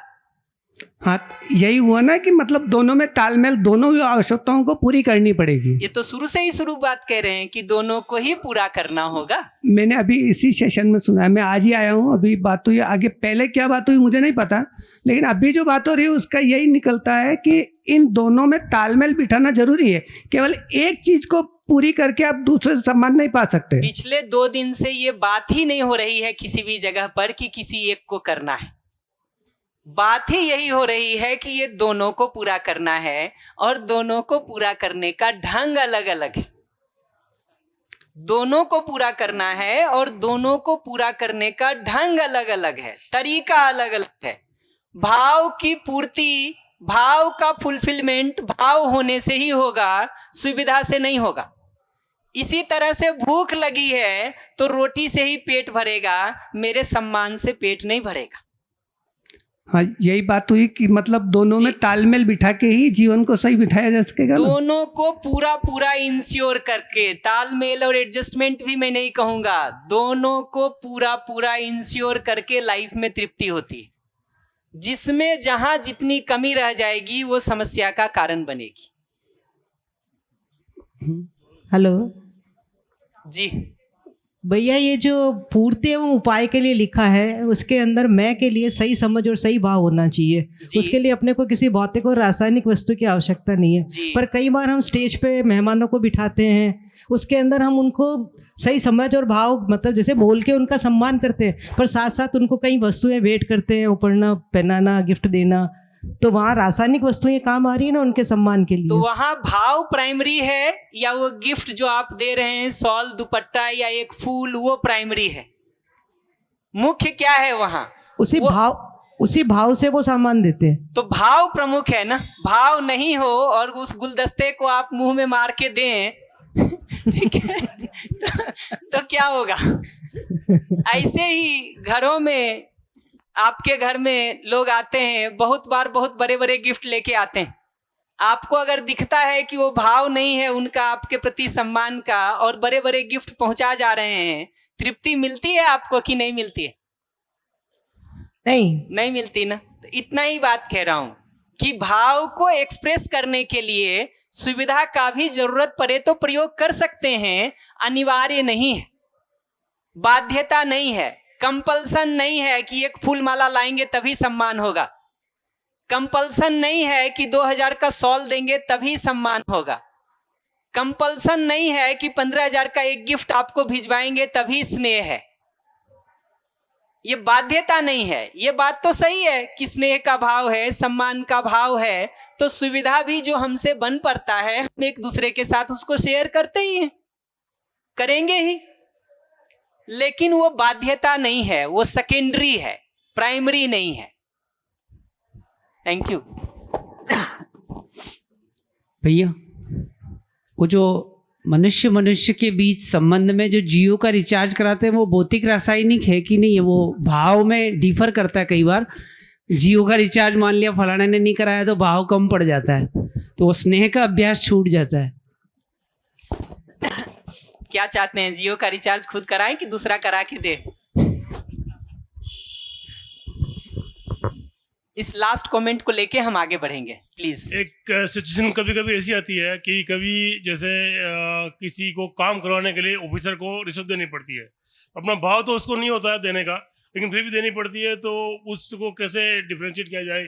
मजबूरी मान के देखिए, जो भी कर रहे हैं कीजिए, बट ये बात तो बहुत साफ है ना कि रिश्वत देते हुए जब हमको देना पड़ता है और मजबूरी मान के हम दे रहे, हम आराम की स्थिति में होते हैं कि नहीं होते? वैसा ही रिश्वत देना बना रहे, ये हम चाहते हैं कि वो ठीक हो, ये हम चाहते हैं, ठीक हो ये हम चाहते हैं। तो बाध्यता की परिस्थिति में जो चल रहा है उसमें करेंगे तो अतृप्ति रहेगी ही। इसीलिए आगे पर भी हम बात करेंगे कि अल्टीमेटली खुद के बाद परिवार का ठीक होना जरूरी है, फिर समाज का भी ठीक होना जरूरी है, अल्टीमेटली नेचर का, एग्जिस्टेंस का, इन सब जगहों पर हमारा ठीक जीना जरूरी है। स्टेप वाइज चल रहे हैं अभी। तो कंक्लूजन में मैं लास्ट बात ये कह रहा था कि मानव के रूप में हम एक जैसे हैं, ये पहचानना जरूरी है। भैया नमस्ते। जैसे कि हम यहाँ बैठे हैं, अगर ये गद्दे वगैरह, ये बिस्तर वगैरह यहाँ ना बिछाया हो और हमें खाना खिला रहे हैं, वहाँ दरिया वगैरह भौतिक सुख सुविधा नहीं हो, तो शायद आप अपने हमारे प्रति जो सम्मान दे रहे हो वो अच्छे से व्यक्त नहीं कर पाते आप, इसलिए ये मायने रख रहा है अभी। तो कौन कह रहा है कि मायने नहीं रखता है? मैं शायद बोल नहीं पा रहा हूँ इतनी देर से। मैं तो हर बार ये कह रहा हूँ कि ये मायने रखता है सुविधा वाली सीमा में ही। तो पेट भरने के लिए भोजन मायने रखता है, सम्मान पूरा नहीं होगा भोजन से। शरीर में ठंड लग रही है, कपड़े मायने रखते हैं, सम्मान पूरा नहीं होगा कपड़ों से। ये बात कह रहा हूं मैं कि अगर कपड़ों से, इसी को थोड़ा एक्सटेंड कर देता हूं मैं अपने नेक्स्ट टॉपिक को, कि कपड़ों से अगर सम्मान को सुनिश्चित करने जाते हैं ना, तो एक ही डिजाइन बनता है, मेरा कपड़ा आपसे बेहतर हो, दिखने में अच्छा हो, महंगा हो, सब तरह से बेहतर हो, यही तो डिजाइन बनेगा। मैं अगर ये सोचता हूं कि मेरा कपड़ा, मेरी गाड़ी, मेरा मोबाइल, मेरा घर आपसे बेहतर हो, आप ये सोचते हैं कि आपका कपड़ा, आपकी गाड़ी, आपका मोबाइल, आपका घर मुझसे बेहतर हो, हम दोनों एक दूसरे को संबंधी के रूप में देखेंगे कि विरोधी के रूप में? विरोधी के रूप में देखेंगे। तो पहली चीज ये होती है कि सुविधा से हम जैसे ही सम्मान को सुनिश्चित करना चाहते हैं, हम तुलना की मानसिकता में उलझ जाते हैं। क्योंकि अगर कपड़े से ही सम्मान चाहिए, भोजन के इंतजाम से ही अगर सम्मान सुनिश्चित होना है, तो आपसे बेहतर हमारा होना चाहिए। आप सोचोगे कि नहीं, आपका हमसे बेहतर हो। दोनों एक दूसरे को विरोधी के रूप में देखना शुरू कर देते। चाहना थी हमारी संबंध पूर्वक जीने की, डिजाइन ऐसा बना लिए कि एक दूसरे को विरोधी के रूप में देखना शुरू कर दिए। पहली प्रॉब्लम ये होती है, हम जैसे ही ये दोनों कैटेगरी को अलग अलग नहीं पहचान करके इसी सुविधा वाली जगह से हम सम्मान को भी पूरा करना चाहते हैं, तो पहली प्रॉब्लम ये होती है कि दूसरा व्यक्ति हमको विरोधी के रूप में दिखने लगता है। और उस पर मैंने पिछले सेशन में भी बताया था कि जैसे ही आप विरोधी के रूप में दिखते हैं, सहयोग की मानसिकता नहीं बनती है। या तो हम छुपाते हैं एक दूसरे से, या पत्थर डालते हैं एक दूसरे के रास्ते में। आज के दिन उस कंपटीशन के नाम पर हम पहले फेयर मीन्स से आगे बढ़ना चाहते हैं, फेयर मीन्स से आगे नहीं बढ़ पाते हैं तो अनफेयर मीन्स अपना लेते हैं, अनफेयर मीन्स से भी आगे नहीं बढ़ पाते हैं, सोचते हैं यार हम नहीं बढ़ पाए, कोई बात नहीं, दूसरे को ही लात मार दो कम से कम। वही तो डिजाइन दिख रहा है आज के दिन। तो पहली प्रॉब्लम ये होती है। सेकेंड प्रॉब्लम इसकी ये होती है कि सुविधा की आवश्यकता अब तय नहीं हो सकती। उदाहरण के लिए शरीर को स्वस्थ रखने के लिए अगर कपड़े की बात करेंगे ना, ठंड से बचने के लिए कपड़े की बात करेंगे, तो यहां बैठे हुए हर व्यक्ति के पास कपड़ा हो सकता है कि नहीं? ये बात दिखती? इसी कपड़े को सम्मान से जोड़ दें और प्रश्न ये पूछ लें कि यहां बैठे लोगों में से सबसे महंगा और अच्छा दिखने वाला कपड़ा किसका है? अब किसी एक व्यक्ति का ही होगा ना। तो बैठे हुए 130-40 लोगों में से हमने बाकी सब के ऊपर जो है नालायक का ठप्पा लगा दिया, एक आदमी को टिक मार्क लगा दिया। जैसे ही हम तुलना की इस मानसिकता में आ जाते हैं, हमारी जरूरतें अब हम नहीं तय कर पाते। हम बार बार ये उदाहरण देते, जो पिछले सेशन में वंदन कह रहा था कि किसी पार्टी में हमको जाना हो और हमने ये सोच लिया हो कि पार्टी का सबसे एक्सक्लूसिव ड्रेस हमारा हो, क्योंकि उसी बेसिस पर हम अटेंशन चाह रहे हैं। पहली चीज ये होती है कि घर में रखे सारे कपड़े बेकार लगने लगते हैं। क्यों बेकार लग रहे हैं ये? क्योंकि अब मेरी कपड़े की जरूरत को मैं नहीं तय कर सकता हूं, ये पार्टी में आने वाले 130-40 लोग तय करेंगे कि मेरा कपड़ा कैसा हो कि नहीं। करेंगे? मैंने अगर ये सोच लिया कि मोहल्ले का सबसे बड़ा घर मेरा होना चाहिए, अब मेरे घर की साइज मैं नहीं तय कर सकता हूं, पूरा मोहल्ला मिलके तय करेगा। मैंने अगर ये सोच लिया कि मेरी कार शहर की सबसे अच्छी कार होनी चाहिए, अब मेरे पास कौन सी कार होगी ये मैं नहीं तय कर सकता हूं, पूरा शहर तय करेगा। तो सुविधा की आवश्यकता तय ही नहीं हो पाती है, ये दूसरी प्रॉब्लम होती है। अच्छा, मान लीजिए आप पार्टी में जाना चाहते थे, सारा एक्सक्लूसिव ड्रेस पहन भी लिए, ठीक है, चले भी गए। पार्टी में आप जाएं और दूसरे लोग आप पर ध्यान नहीं दें, अप्रिशिएट नहीं करें, तो कैसा लगता है? हाँ, बहुत बुरा लगता है। लगता है सारी मेहनत बेकार चली गई। हाँ, क्या कह रहे? आना बेकार हो गया कह रहे हैं। पैसे भी बेकार हो गए। पैसे बेकार हो गया। सही बात है, माँ बाप को भी लगता है कि पैसे बेकार हो गए। तो ये दिखना जरूरी है कि अगर वो एप्रिसिएशन हमको नहीं मिलता है तो वो हमारे तनाव का कारण बन जाता है, वो हमारे तनाव का, पीड़ा का, परेशानी का कारण बन जाता है। तो सारा मेहनत कर रहे थे इसलिए कि ड्रेस एक्सक्लूसिव हो, उससे सम्मान मिले, और 4 लोगों ने ध्यान नहीं दिया तो वो हमारी पीड़ा का कारण बन गया। अच्छा, मान लीजिए 4 लोग अप्रिशिएट कर भी दें, ठीक है, ये कोई पहली और आखिरी पार्टी तो है नहीं। अगली फिर खड़ी है, अगली फिर खड़ी है, उसका अगला फिर खड़ा है। ये लूप कभी खत्म नहीं होता है। ये पहचानना जरूरी है, पहचानना जरूरी है। मान लीजिए 4 लोग आपको अप्रिशिएट कर भी दिए, ठीक है, तभी आपको पार्टी में 2 लोग ऐसे दिख गए जिनका ड्रेस आपसे बेहतर दिखाई दे रहा है। तो आपने सोचा था कि आपका ड्रेस सबसे एक्सक्लूसिव हो, सबसे बढ़िया और बेहतर हो, था भी अभी तक। 4 लोगों ने आपको अप्रिशिएट भी कर दिया, लेकिन तभी आपको 2 लोग ऐसे दिख गए जिनका ड्रेस आपसे बेहतर है। उनको देख करके आपके मन में उनके लिए सम्मान का भाव पैदा होता है या जेलसी और ईर्ष्या पैदा होती है? जेलसी पैदा होती है, ईर्ष्या पैदा होती है। मुझे एक सेशन में मैं इसी को बता रहा था, तो एक दीदी ने उठ के कहा कि दूसरे का बेहतर हो तभी ईर्ष्या होती है, ऐसा जरूरी नहीं है।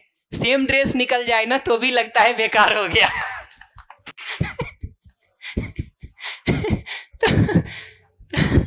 एक सेकेंड, तो ये समझना जरूरी है कि कंपैरिजन के माइंडसेट से जब हम जी रहे होते हैं ना, तो हर व्यक्ति हमको विरोधी के रूप में दिखता है, जबकि जीना चाहते हैं हम संबंध पूर्वक। सुविधा की आवश्यकता ही हमारी तय नहीं होती है, हम हमेशा अभावग्रस्त महसूस करते हैं। तो एक तरफ घर में कपड़े रखने के लिए जगह नहीं है, दूसरी तरफ कपड़े का अभाव महसूस हो रहा है। एक तरफ घर में रहने वाले लोग नहीं हैं, दूसरी तरफ मोहल्ले का सबसे बड़ा घर नहीं है, इसकी पीड़ा सता रही। एक तरफ कहीं जाने आने के लिए घर में 4 कारें पड़ी हुई हैं, ठीक, पर जो लेटेस्ट मॉडल की कार है वो हमारे पास नहीं है, उसकी पीड़ा सता रही। तुलना की मानसिकता में हम फंस जाते हैं, सामान से सम्मान की मानसिकता को हम जोड़ देते हैं, ये सारी प्रॉब्लम शुरू हो जाती है। एक कांस्टेंट तनाव हमारे अंदर बना रहता है। दूसरे एप्रिशिएट ना करें, सारा किया हुआ बेकार लगता है। 4 लोग एप्रिशिएट कर भी दें, फिर भी 2 लोग हमसे आगे निकल जाएं तो ईर्ष्या, द्वेष और जलन पैदा होने लगती है। अपना सारा किया मेहनत बेकार चला जाता है। और मजे की बात है कि ये कंपैरिजन के माइंडसेट में, जब तक जो वंदन कह रहा था, जब तक मोहल्ले का सबसे बड़ा घर नहीं होता तब तक उसके लिए सोचते हैं, मोहल्ले का हो जाए तो पूरे गांव और शहर के लिए सोचते हैं, वो हो जाए तो राज्य, राष्ट्र और दुनिया भर के लिए सोचते हैं। इस तुलना की रेस में ये समझना जरूरी है कि 800 करोड़ लोग हैं तो कुछ लोग तो हमसे आगे रहेंगे ही। नंबर 1 की रेस में हम सब दौड़े भी, कोई एक ही तो आगे बढ़ेगा, बाकियों के तो पीछे रहने की गारंटी है। वो एक भी जो आगे बढ़ जाता वो कोई एक चीज में आगे बढ़ता है, 2 चीज में आगे बढ़ता है, हर चीज में आगे बढ़ जाए ये जरूरी तो नहीं है। थोड़े समय पहले मैं देख रहा था, किसी ने एक जोक भेजा हमको, कहा कि मैं, and no offence to anyone, उसने कहा कि मतलब मैं जब अंबानी से तुलना करने जाता हूँ, ठीक, और मुझे ये दिखाना हो कि मैं उनसे बेहतर हूँ, ठीक, तो मैं इस बात पर क्यों तुलना कि पैसे कितने हैं उनके पास। मैं तो इस बात पर तुलना करूँगा कि लीजर टाइम में अगर आज फ्रीली मैं बिना बॉडीगार्ड के गंगा किनारे घूमना चाहता हूँ, 1 घंटे तो घूम सकता हूँ, वो नहीं घूम सकती। ठीक, आज मैं सोचूं कि किसी चौराहे पर जाकर के, ठीक है, वहां समोसे और कचौरी खा सकता हूं फ्रीली अकेले, तो वो नहीं खा सकते। तो तुलना की जगह से तो 20 चीजें आदमी ढूंढ ही लेता है, ढूंढ ही सकता है जिसमें कोई पीछे हो जाए। तो आज के दिन जो सुविधाओं की इतनी भगदड़ हो गई है, वो भगदड़ का मूल कारण ये नहीं है कि हमारी जरूरतें पूरी नहीं हो रही हैं। उस भगदड़ का मूल कारण ये है कि हमने सुविधा को सामान को सम्मान और पहचान से जोड़ दिया है। भगदड़ का जो मूल कारण है, सुविधाओं के अभाव लगने का जो मूल कारण है, वो कारण ये नहीं है कि कपड़े नहीं है हमारे पास, वो कारण ये है कि हमने इस कपड़े को सम्मान से जोड़ दिया है, पहचान से जोड़ दिया है। और हर चीज को आज के दिन हमने उस तुलना के माइंडसेट में ले आए हैं। तो फोन से लेके, गाड़ी से लेके, साड़ी से लेके, जूते चप्पल से लेकर के, बाल के डिजाइन से लेकर के, फेसबुक के लाइक से लेकर के, सारी चीजों को हमने सम्मान से, पहचान से और उसके लिए तुलना से जोड़ दिया है। ये बात समझ में आती? इतने पर कोई भी प्रश्न हो तो बताइए, मैं एक बार उसको रिस्पॉन्ड कर दूंगा, फिर आगे बढ़ूंगा। इधर माइक दे दीजिएगा प्लीज, तब तक उनका प्रश्न सुन लेता हूं। जी हाँ भैया, वैसे तो प्रश्न आज भी हो सकता है, आखिरी दिन भी है, पर मैं आज इसलिए रख रहा हूँ कि आपसे अपेक्षा थोड़ी बढ़ी गई है। मतलब सब बातें समझ में आती हैं, लेकिन जो अभी व्यवस्था बन गई है ओवरऑल सोसाइटी, परिवार, तो वे आउट क्या है? अगर इस पे चलते हैं, बिल्कुल ठीक बात भी है, अगर इस पे चलते हैं तो 1% लोग भी नहीं बचेंगे साथ में, संबंध के अंदर, रिलेशन में, जिनके साथ बैठ पाएंगे, उठ पाएंगे, ऐसे लोग भी नहीं बचते हैं। इवन जो बहुत ही क्लोज लोग हैं वो भी आपके साथ चलने को तैयार नहीं रहते हैं। तो वे आउट क्या है? मैं इसलिए पूछ रहा हूँ कि हो सकता है 5 दिन में आप, मतलब आज जहाँ हम हैं वहाँ इस शिविर के बाद तक हम कैसे उसको फेस करें, क्योंकि जीना तो आपके जाने के बाद भी उन्हीं लोगों के साथ ही है, चाहे वो संस्था हो, चाहे मित्र हो, चाहे परिवार हो, चाहे एक्सटेंडेड फैमिली हो। प्रयोग करके देखिएगा। मैं तो 2 प्रपोजल दे के छोड़ देता हूँ अपने लाइफ से ही, और जरूरत पड़ेगा तो परसों और एक्सपेंड कर देंगे, अभी नहीं करता हूँ, लेकिन 2 बात फिर भी अपनी तरफ से बता के छोड़ता हूँ।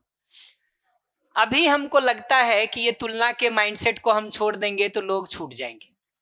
होता तो ये है कि तुलना के माइंडसेट से आप जितने लोगों के साथ जी रहे हैं ना, ये सब आपसे घबराए हुए लोग हैं। ठीक है, ये सब को जो है आपको देख करके भय होता है, परेशानी होती है, समस्या होती है। जितना हम इस तुलना के माइंडसेट को छोड़ पाते हैं ना, उतना अगला आराम से आपके साथ जी पाता है। मेरे फ्रेंड सर्कल में ज़्यादातर लोगों को पता है कि मैं सैलरी के मामले में, जॉब के मामले में उनसे कोई कंपटीशन नहीं करता हूँ, ठीक है। तो उनको अपना सैलरी बताने में भी हमको प्रॉब्लम नहीं है, बता देते हैं कि इतनी सैलरी है हमारी, ठीक है। आपस में अगर वो कंपैरिजन चल रहा है और कंपटीशन चल रहा है, वो बताने से भी मना करते। आजकल तो ऑफिस में भी बताते हैं सैलरी एक दूसरे को नहीं बतानी। ये दिखता है कि जितना जितना हम तुलना से बाहर निकल पाते हैं ना, 4 दिन 3 दिन 2 दिन से वो सवाल सुन रहे, अगला जितना इन बेसिस पर हमको जज कर रहा होता है ना, हम उतना ज्यादा अनकंफर्टेबल महसूस करते हैं उसके साथ रहने में। तो अगर वो जज करना हम छोड़ देते हैं ना, दूसरे को ज्यादा बेहतर सेफ स्पेस मिलता है हमारे साथ जीने का। शायद मैं प्रश्न ठीक नहीं रख पाया। एक सेकेंड भरोसा रखिए, और मैंने पहले बता दिया कि मैं आगे बात करूंगा, 2 उत्तर ले लीजिए और उसके बाद बताइएगा कि प्रश्न आपने रखा कि नहीं। पहली चीज ये पकड़ने की जरूरत है कि जितना हम तुलना की मानसिकता से बाहर होते चले जाते हैं, उतना ये दूसरे लोग हमारे साथ जीने में ज्यादा सहज, ज्यादा सेफ महसूस करते हैं। अन्यथा तो हम कंटिन्यूअसली एक दूसरे के लिए भय का कारण बने हुए हैं। एक साथ टीम में काम करने वाले 4 लोग भी एक दूसरे से आश्वस्त नहीं होते, भयभीत होते। किसी समय आई.के. गुजराल जी के टाइम पे जो है ना, 90s में एक सरकार बनी हुई थी, ठीक, जिसमें कम से कम मुझे लगता है 4-6 दल होंगे, अलग अलग बने हुए थे। तो एक पार्टी वाले से पूछा, जो पार्टी में था, जिसकी सरकार थी, उसने कहा कि भाई तुम्हारा रोल क्या है, ठीक। तो 2 तरह के लोग होते, एक जो पार्टी में है और एक जो बाहर है, ठीक। तो उस बाहर वाले ने कहा I am supporting it from outside, मैं बाहर से उसको सपोर्ट कर रहा हूं, ठीक। फिर अंदर जो सरकार में था उससे पूछा कि आप क्या कर रहे हैं, तो उसने कहा I am opposing it from inside, मैं अंदर से उसका विरोध कर रहा हूं। तो आजकल पार्टी के बहुत लोगों को ना दूसरी पार्टी के नेताओं से उतना भय नहीं है जितना अपनी ही पार्टी के साथ काम करने वाले नेताओं से। तो पहली चीज ये पहचानने की जरूरत है कि तुलना की मानसिकता से जब हम बाहर आते हैं ना, दूसरे लोग हमारे साथ जीने में सहज महसूस करते हैं। और दूसरा भाग ये कहूंगा कि जाने अनजाने जो घर परिवार में कठिनाइयां होती हैं ना, वो कठिनाई कहीं ना कहीं इस बात से होती है कि हम घर के दूसरे लोगों को हर बार ये बताते रहते हैं कि ये जो तुम कर रहे हो ये ठीक नहीं है। जिस तरीके से भी वो जाता हो, हमारे एक मित्र हैं, वो शिविर करके गए और सारा सुविधा का आवश्यकता और वो समझ के गए, घर जाके पत्नी की साड़ी गिनना शुरू किए कि साड़ी कितना है तुम्हारे पास और सोना कितना है। झगड़ा होगा कि नहीं होगा, ठीक, हो गया झगड़ा, ठीक है, सालों बात बंद रहेगी। ये जो घर के दूसरे लोगों को हम इन पैरामीटर्स पर जज करना शुरू कर देते हैं और कहीं ना कहीं उनको फोर्स करना शुरू करते हैं कि तुमको भी ऐसे जीना चाहिए, नहीं तो तुम नालायक हो, नहीं तो तुम बुद्धू हो। इसको सीधा इस भाषा में बोलें चाहे नहीं बोलें, जिस तरह से भी कहते हैं, सुनाई तो अगले को यही देता है कि आप कह रहे हैं कि मैं समझदार हूं तुम ना समझ हो, मैं होशियार हूं तुम मूर्ख हो, मैं ठीक जीता हूं तुम नहीं जीते हो, नहीं जीती हो। ये जो दूसरा हमारे डिजाइन से जाता रहता है बार बार ना, बेसिकली ये प्रॉब्लम करता है दूसरे को। हम सुविधा से, सामान से, सम्मान को इंश्योर नहीं करें, इसमें कोई तकलीफ नहीं है। हम घर के बाकी लोगों को भी बांधना चाहते हैं, दूसरे मित्रों को भी बांधना चाहते हैं, तो हमको ये समझना जरूरी है कि जैसे हमारी दृष्टि में बदलाव हुआ तब मैंने अपने व्यवहार में बदलाव किया, ऐसे ही अगले की समझ और दृष्टि में बदलाव होगा तब ना वो अपने व्यवहार में बदलाव करे। हम ये बाहर के पैरामीटर को पहले बदलने पर क्यों काम करना चाहते हैं? बदलाव शुरू करेंगे तो कहाँ से शुरू करेंगे? उसको समझने में सहयोग करने से शुरू करेंगे या बाहर कपड़े खरीदना बंद कर दो और पार्टी में जाना बंद कर दो, यहां से शुरू करेंगे? ये अंतर समझ में आता है कि अगर हमको सहयोग करना भी है अगले को तो कहां से शुरू करेंगे? वो भी इन बातों को देख सके, समझ सके, उसके भी देखने के नजरिए में बदलाव हो सके, यहाँ से सहयोग शुरू करेंगे, या जो सुख के थोड़े बहुत साधन उसके पास पड़े हैं उसको छीनने से शुरू करेंगे? अभी बेचारे के पास एक दो ही तो साधन है जी, कुछ पार्टी घूम लेता, कुछ पसंद का खा लेता, रात को मूवी देख लेता, शाम को बाहर डिनर कर लेता, यही तो जिंदगी के मौज बच गए हैं जी कुल मिला के। इसको भी छीनने जाएंगे हम किसी से तो अगले को तो हम विरोधी के रूप में दिखाई देते हैं, दुश्मन के रूप में दिखाई देते हैं। झगड़ा नहीं होगा तो क्या होगा? बट बाकी बात हम आगे करेंगे, आज नहीं करते इस पर। इस प्रश्न के बाद हम आगे बढ़ेंगे। सर मेरा तुलना से रिलेटेड प्रश्न है जी कि नेगेटिव तुलना तो गलत है, तो क्या पॉजिटिव तुलना करना सही है? जैसे कि अभी आपने उदाहरण दिया था, मैं पूरी बात को करूंगा सर। मुकेश अंबानी वाला कि वो घूम नहीं सकता है, मैं अच्छे से घूम सकता हूँ, तो ये भी एक तरह की तुलना ही हुई। अभी कुछ समय पहले मैंने बात की थी कि मेरे फैमिली वालों ने बोला राहुल तेरे पास कार नहीं है, तो उन्होंने मुझे तुलना अदर से की। फिर मैंने उनको बोला मेरे पास कार की किस्त भी तो नहीं है, तो मैंने भी उनसे वो तुलना की। तो क्या पॉजिटिव तुलना करना भी तुलना ही तो? आप अगर हमसे पूछेंगे ना कि तुम्हारे पास कार नहीं है, तो मेरा उत्तर एकदम सिंपल होगा, मुझे जरूरत नहीं है। तो नहीं, हमें अगर जरूरत लगती है तो किस्त जुटाए और इंतजाम कर ले। जरूरत लगती है तो फिर क्या करेंगे जी? फिर तो उस पर काम करें। हम बिल्कुल ये बात नहीं कह रहे हैं कि कार की जरूरत लगती है फिर भी पैदल घूमें। भाई जरूरत लगती है तो इंतजाम कर लें, और क्या करेंगे? नहीं तो पॉजिटिव तुलना करना सही है या? पॉजिटिव तुलना को मैं जिस तरह से देखता हूं वो तो ऐसे देखूंगा कि भूख हमको भी लगी हुई है, उसको मैं भाषा ऐसे दूंगा कि भूख हमको भी लगी हुई है, आपको भी लगी हुई है।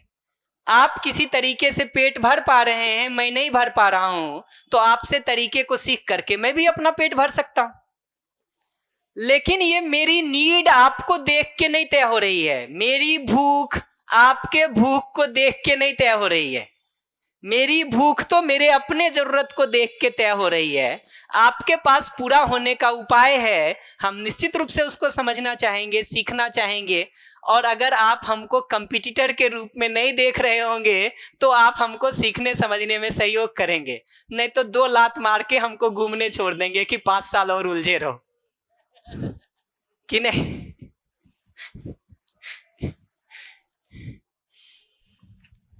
भैया जी एक सिंपल सा ऑब्जर्वेशन था जी। एक ना, जैसे ये सुविधा से सम्मान पाने वाली बात है, तो जैसे दुकान होती है ना, जूते की दुकान है, कपड़े की दुकान है, तो कुछ कुछ वो बाहर टांग के रखता है, तो वो टांग के रखता है तो लोग अंदर आते हैं और लेते हैं, तो कुछ उसको दिखाना पड़ता है, बाहर देना पड़ता है, तब लोग आएंगे उसको देंगे। तो क्योंकि मैं यूथ पॉलिटिक्स में था, तो मैं एक आंदोलन कर रहा था, तो वहाँ पे बहुत सारे लोग इंतजार कर रहे थे कि अभी नेताजी आने वाले हैं, और ऐसा मैं नॉर्मल टी शर्ट में गया और एक आदमी मेरे साथ था, उसके साथ में गया, पैदल चल करके आया और निकल के, और मैं आया, वहाँ पे सब लोग बैठे थे, ऐसे ही मैं भी आ गया, आके बैठ गया। अभी सब लोग बैठे ही हैं, मैं बोल रहा हूँ, अभी कोई सुन ही नहीं रहा है। फिर किसी ने कहा कि यही है वो, तो मतलब वो फिर उन लोगों ने बोला भैया हमको लग रहा था कोई गाड़ी आएगी, कोई कुर्ते पजामे में उतरेगा, 8-10 लोग साथ आएंगे। तो वो कई बार ऐसा रहता है कि मतलब ना, गाड़ी की आवश्यकता मुझे नहीं थी, जैसे आपने कहा ना मुझे नहीं थी आवश्यकता, हो गया काम, मुझे आना था अकेले किसी को लेकर के।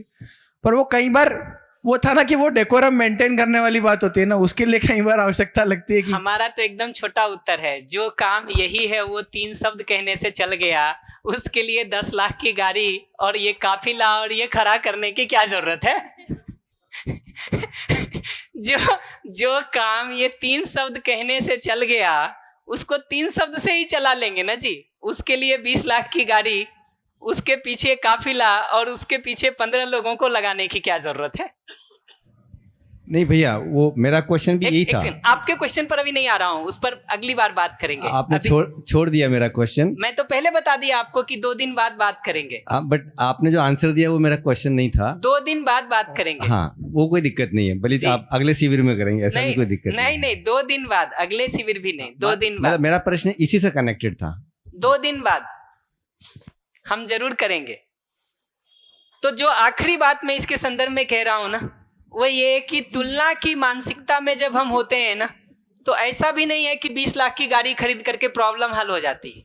25 लाख वाले की गाड़ी देख करके फिर से वही प्रॉब्लम शुरू हो जाती है। 25 लाख की भी गाड़ी खरीद लो ना, तो भी प्रॉब्लम हल नहीं होगी अगर कंपैरिजन का माइंडसेट है। तो 30 लाख वाले की गाड़ी देख के फिर से वही प्रॉब्लम शुरू हो जाएगी। 1 करोड़ की भी खरीद लेंगे ना, 1.25 करोड़ वाले को देख करके वही प्रॉब्लम शुरू हो जाएगी। तो तुलना की मानसिकता के साथ अपने से अधिक को देख करके हीन भावना आता है, इन्फीरियरिटी कॉम्प्लेक्स आता है। बहुत सारे लोग पीछे सवाल पूछ रहे थे, ये हीन भावना से कैसे बाहर निकलें। ये हीन भावना आ ही इसीलिए रही है कि हमने एक कारण, उसका अलग अलग कारणों पर आएंगे, उसका एक कारण ये भी है कि हमने सुविधा को, सामान को सम्मान से, पहचान से जोड़ दिया है। और उसमें जब हम पीछे हो जाते हैं तो हमको लगता है हम ही बेकार हो गए, हम ही नालायक हो गए, हम ही निकम्मे हो गए, हमारा ही कोई वजूद नहीं है। अपने कपड़े, घर, गाड़ी, इन्हीं से हम भी अपने वजूद को आंकने लगते हैं। अपने वैल्यू को, अपने महत्व को हम इसी से आंकने लगते हैं। तो जहां हम कम होते हैं वहां हीन भावना आती है। जहां हम अधिक हो जाते हैं ना, वहां अहंकार आता है, सुपीरियरिटी कॉम्प्लेक्स आता है, ईगो आता है।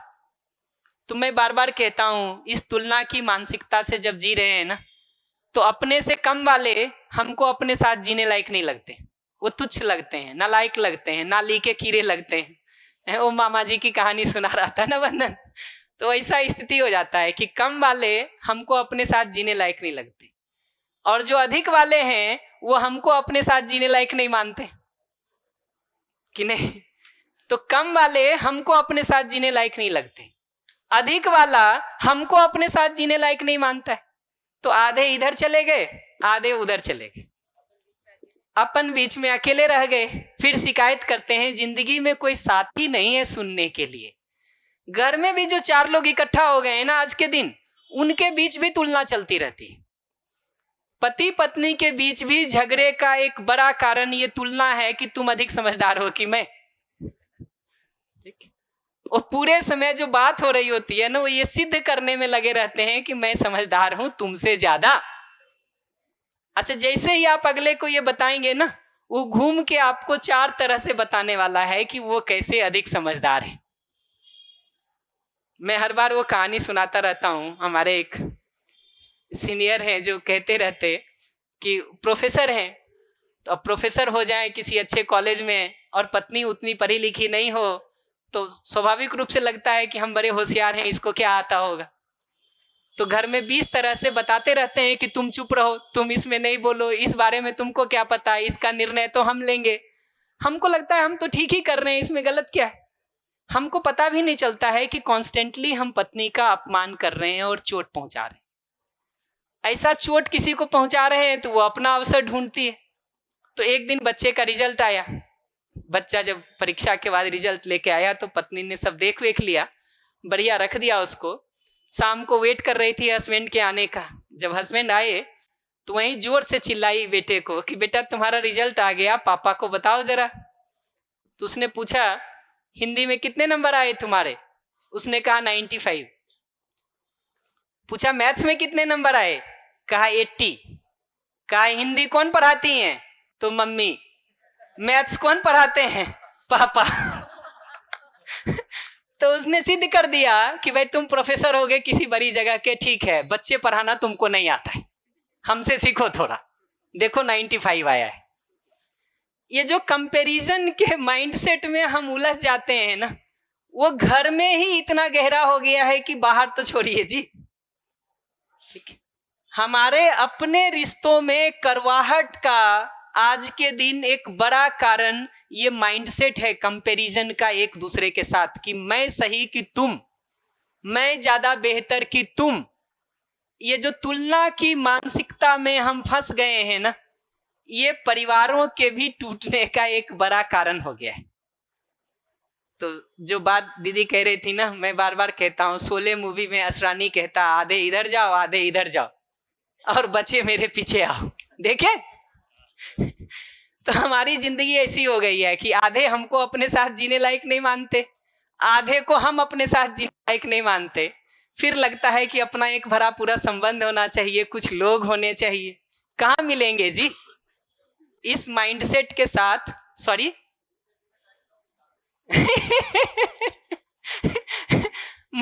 मूवी देखने का टाइम हमको भी जिंदगी में बहुत मिला है जी। तो ये दिखता है कि तुलना की मानसिकता के साथ या तो हम अहंकार में रहते हैं या हीन भावना में रहते हैं। दोनों ही स्टेट में हम नेचुरल नहीं रहते हैं, नॉर्मल नहीं रहते। ये पकड़ना जरूरी है। और आप अपने से पूछ के देखिए कि आप नेचुरल और नॉर्मल स्टेट में रहना चाहते हैं कि अननेचुरल और एबनॉर्मल स्टेट में रहना चाहते हैं जी। नेचुरल और नॉर्मल स्टेट में हम अगर नहीं हैं, एबनॉर्मल और अननेचुरल स्टेट में हैं, हमारी हालत एक तनी हुई रस्सी जैसी होती है जो लगातार तनाव में होती है। फिर हमको लगता है जिंदगी में थक रहे हैं, जिंदगी में परेशानी हो रही है, उलझन हो रही है। होगी ही जी, लगातार रस्सी उस ऐंठन में पड़ी हुई है, पीड़ा होगी तो क्या होगी? कांस्टेंट दबाव में हम झेलते रहते हैं लगातार। अगर इस कंपैरिजन के माइंडसेट में आ गए हैं तो वो ऐसा है कि 100 किलो का बोझ उठा करके चलने का अभ्यास कर रहे हैं, वो भी व्यर्थ का। ईंट पत्थर को सिर के ऊपर लाद लिए हैं जिसमें दबे जा रहे हैं। ये पहचानना जरूरी है। हाँ दीदी, आपके प्रश्न को लेके फिर हम आगे बढ़ेंगे। भैया मेरा सेल्फ कंपैरिजन पे क्वेश्चन है। जैसे सुबह भी सुहानी ने पूछा था कि 93 आया, 95 आया and she was not satisfied. So मेरा सेटिस्फैक्शन से रिलेटेड क्वेश्चन नहीं है, बट कंपैरिजन से रिलेटेड क्वेश्चन है कि अच्छा पहले मैं थोड़ा शांत रहती थी, लेकिन अभी एग्जाम्पल है, लेकिन मैं अभी हाल ही में देख पा रही हूँ कि मैं अभी थोड़ा सा अनरिलैक्स्ड रहती हूँ, है ना। वो डिजिट्स में बात थी तो वो हमने देख लिया। Now when it comes to this की रिलैक्सेशन, अनरिलैक्स, थोड़ा सा स्ट्रेस्ड आउट, तो एक तो ये कंपैरिजन कि मैं ये कुछ तो सिचुएशनल चेंजेस भी होंगे, वो शायद नहीं पकड़ पा रहे हैं, ऐसा कुछ। जैसे एक उदाहरण देता हूँ ना, सिचुएशनल चेंज कैसे होता है। 15 साल के लड़के के ऊपर ये प्रेशर नहीं होता है कि तुम अभी कमा करके लाओ। वो बता रहे थे 19 साल, 20 साल, कहीं 19-20 साल, कहीं 24-25 साल, 26 साल, ये उम्र जैसे ही होती है ना, माँ बाप से लेके मोहल्ला तक पूछना शुरू कर देता, बेटा घर में ही बैठा हुआ है अभी तक? हाँ। पड़ोसी की तो नौकरी लगे 2 साल हो गया, आपके बेटे का कुछ हुआ कि नहीं हुआ? हाँ। माँ बाप भी त्रस्त रहते हैं जी सुन सुन के। और बेटा तो अगर दिख गया तो यहीं से पूछना शुरू करते हैं, बेटा लगता है तुम्हारा मन नहीं लग रहा है पढ़ाई में ठीक से, 4 साल से लगे हुए हो, हुआ नहीं है अभी तक तुम्हारा, कुछ तो गड़बड़ चल रहा है। जैसे लग रहा है अपने समय में सारा पहाड़ तोड़ के आए थे।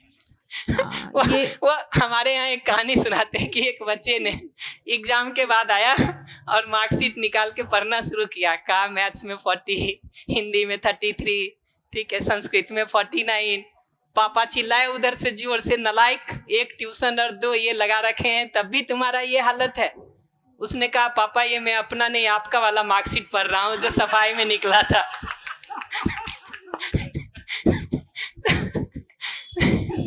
तो ये जो मैंने एग्जाम्पल दिया था वो नेगेटिव ग्रोथ के रिलेटेड एग्जाम्पल था, है ना, कंपैरिजन में। Now when I talk about positive growth in comparison, as in की पहले जो मेरी समझ थी, लेट्स से अबाउट जेवी ओनली, तो I was not very into it, but I saw myself growing into it. Okay, so JV grew on me. This is also again comparison. So I'll say this कि जब हम इस positive term में देख रहे हैं ना कि हम कहीं खड़े थे और हम वहां से आगे बढ़ रहे हैं, तो ये अब दूसरों से तुलना की बात नहीं है। हम कंटिन्यूअस हैप्पीनेस और प्रोस्पेरिटी तक पहुंचना चाहते हैं। जेवी ने, जीवन विद्या ने या मध्यस्थ दर्शन ने हमको वहां तक पहुंचने में हेल्प किया। इसको देखने में कोई कठिनाई नहीं है, ये तो देखना ही बनता है और उससे हमको इंस्पिरेशन मिलता है और आगे बढ़ने का। तो दूसरों को भी अगर हम देख रहे हैं ना, तो उसके पॉजिटिव क्वालिटीज को देख करके हमको भी वो चाहिए। ये दूसरे को देख के नहीं तय हो रहा है, ये पहले से फिक्स है हमको अपने को देख के कि हमको ये चाहिए। फिर आपने वो कर लिया है तो आप इंस्पिरेशन डेफिनेटली हो सकते हैं हमारे लिए। अभी की कठिनाई ये है कि मेरी 25 लाख की कार की जरूरत बनती है आपको देख के, मेरी 2 करोड़ की शादी की जरूरत बनती है आपके फंक्शन को देख करके, मेरी 17,000 के ड्रेस की जरूरत पड़ती है आपके ड्रेस को देख के, हमको 2 लाख के मोबाइल की जरूरत पड़ती है आपके i17 प्रो को देख करके। हाँ, नहीं, मैं ऐसे किसी और से कंपैरिजन का मेरा क्वेश्चन नहीं था, मेरा सेल्फ कंपैरिजन में ही क्वेश्चन था। एक बात, दूसरी बात, अगर ऐसा है, एक सेकंड के लिए मैं एक बात बता दूं, जब आप प्रश्न पूछते हैं ना तो मैं सिर्फ आपके प्रश्न को रिस्पॉन्ड नहीं करता हूं मैं उसके साथ साथ जो बाकी ऑडियंस के भी उससे जुड़े प्रश्न होते हैं मैं उसको रिस्पॉन्ड कर देना चाहता हूं, ताकि कोई पूछ पा रहा है तब भी, नहीं पूछ पा रहा है तब भी उत्तर तो पहुंच जाए उस तक। ये लास्ट क्वेश्चन लेके मैं क्लोज करूंगा। नहीं, अगर एक और आया तो वो लेना पड़ेगा। हाँ, फिर कल सुबह करें अगर आप इजाजत दो तो। नहीं, ये छूट जाएगा भैया मेरा, प्लीज। तो मतलब ठीक है, मेरे को ये समझ में आया कि मेरा ग्रोथ हुआ यहाँ से, तो ये पॉजिटिव कंपैरिजन कहीं ना कहीं पे इट इज, अच्छा कंपैरिजन हमने यहाँ से वर्ड ही हटा दिया एक तो ये मुझे समझ में आ गया। ठीक है, अभी अगर मैं पॉजिटिव कंपैरिजन में ही बात करूँ तो मुझे अभी मैं थोड़ा बेटर हुई इस चीज में, जेवी में I grow better. If I compare myself to you कि मुझे वहां जाना है where you are right now, तो फिर वो गलत नहीं हो जाएगा वापस? उसी की पूरी कहानी पढ़ी थी अभी थोड़ी देर पहले कि हमको अगर दिखता है कि हैप्पीनेस और प्रोस्पेरिटी के लेवल, आपको श्याम बनना है, अगर यहां से गोल ले रहे हैं तो गलत है। अगर आप उसको ऐसा देखेंगे कि हमको continuity of happiness and prosperity चाहिए और श्याम के पास वो कुछ हमसे बेहतर है, तो आपका गोल पहले से फिक्स है continuity of happiness and prosperity का। श्याम को देख के आपको एक पॉसिबिलिटी जगती है कि उसके पास पहुंचा जा सकता है। इस फॉर्म में उसको देखेंगे तो वो इंस्पिरेशन है, ना कि कंपैरिजन है।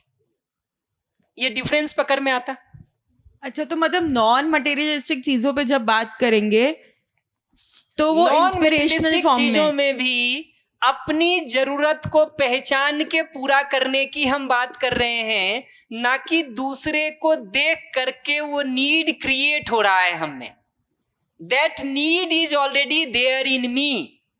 तो अगर आप एक बार हैप्पीनेस और प्रोस्पेरिटी की जगह से देखेंगे ना, तो संसार के 800 करोड़ लोगों ने हैप्पीनेस और प्रोस्पेरिटी इंश्योर कर लिया हो तो भी, 10-20 ने किया हो तो भी, एक ने नहीं किया हो तो भी हमारा वो नीड है। कुछ लोगों को उस तरफ बढ़ा हुआ देख करके हमको इंस्पिरेशन मिलता है, पॉसिबिलिटी जगती है कि हाँ ये नीड पूरा हो सकता है मेरा भी। तो that need is already there in you beforehand. फिर ये जो हम आइडियल्स मानते हैं, मेंटोर्स चूज करते हैं, या this is where I want to reach, तो मैं यही होता है, हर बात के लिए हमारे पास एक कहानी है लेकिन समय नहीं है इसलिए नहीं सुना रहा हूं अभी। ये इस तरह से जब हम अंधी दौड़ में दौड़ते हैं ना, तो जब तक नहीं पहुंचते हैं तब तक तो परेशान रहते ही।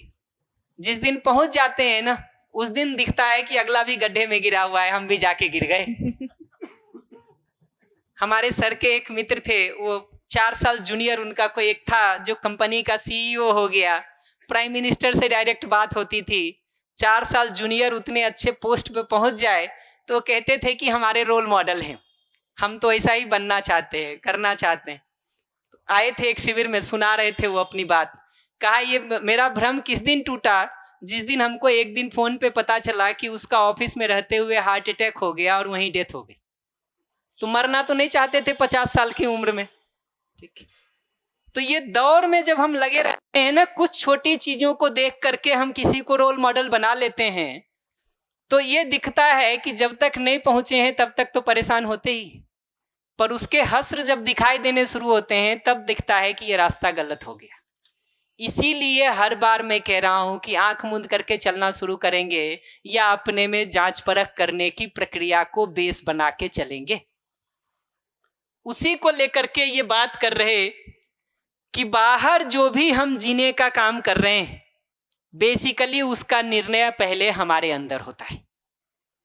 तो मिरर में अगर हम अपना चेहरा देख रहे हैं और उसमें हमको धूल दिखाई दे रहा है, चेहरा साफ करेंगे कि मिरर साफ करेंगे?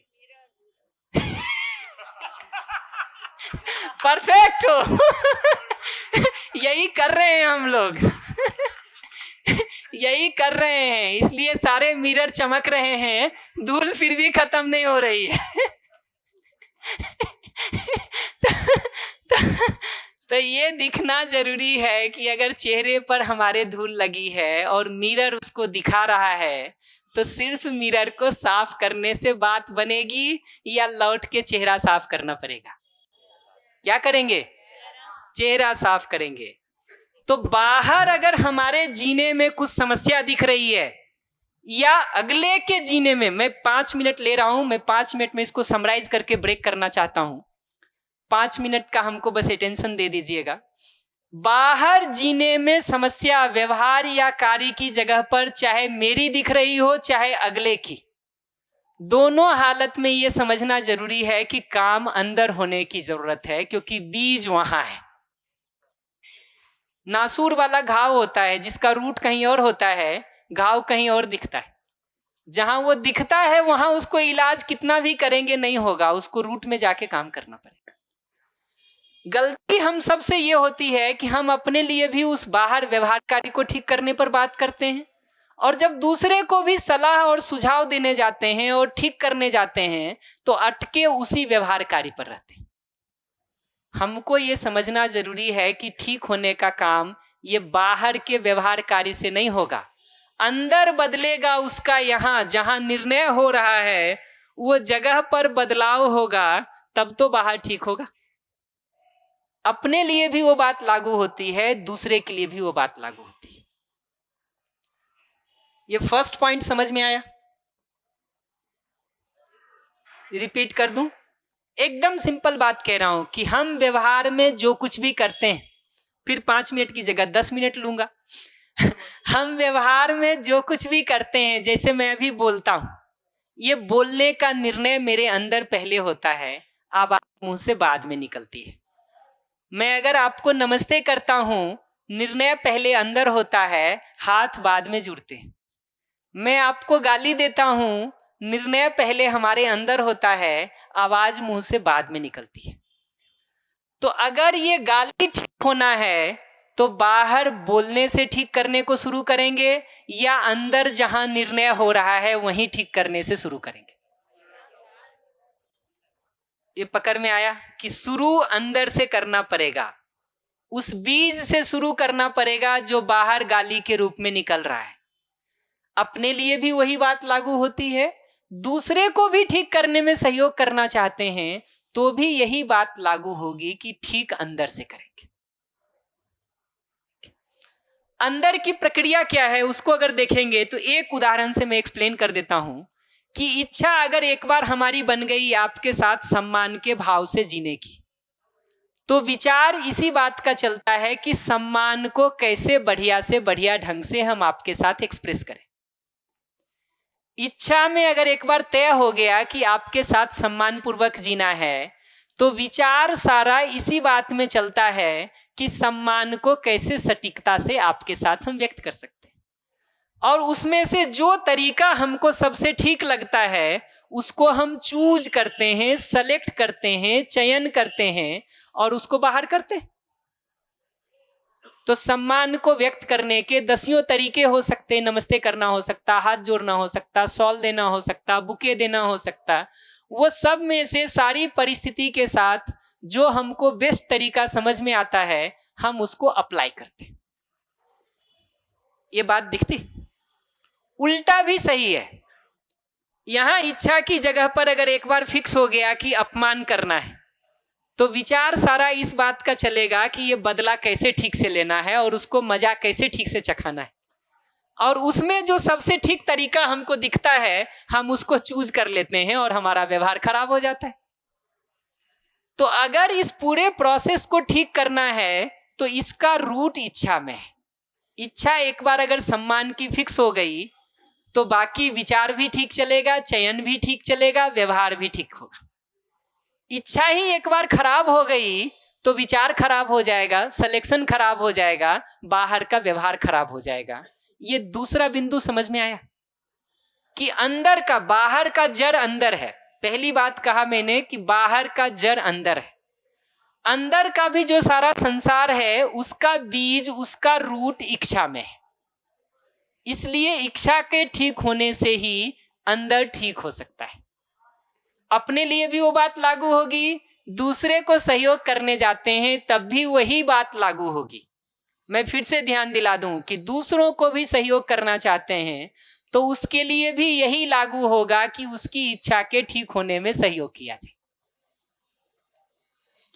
थर्ड पॉइंट इसमें जो समझने का है, लास्ट और थर्ड, वो ये है कि ये इच्छा के सोर्स कौन कौन से हैं।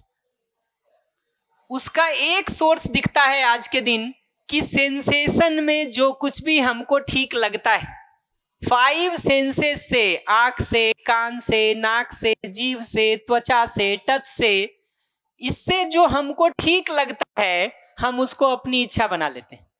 कोई कपड़ा देखने में अच्छा लगा, अपनी इच्छा बना लिए। कोई जूता देखने में अच्छा लगा, अपनी इच्छा बना लिए। किसी के घर में गए, वो सोफा देखने में अच्छा लगा, उसको अपनी इच्छा बना लिए। पर्दे अच्छे लगे, उसको अपनी इच्छा बना लिए।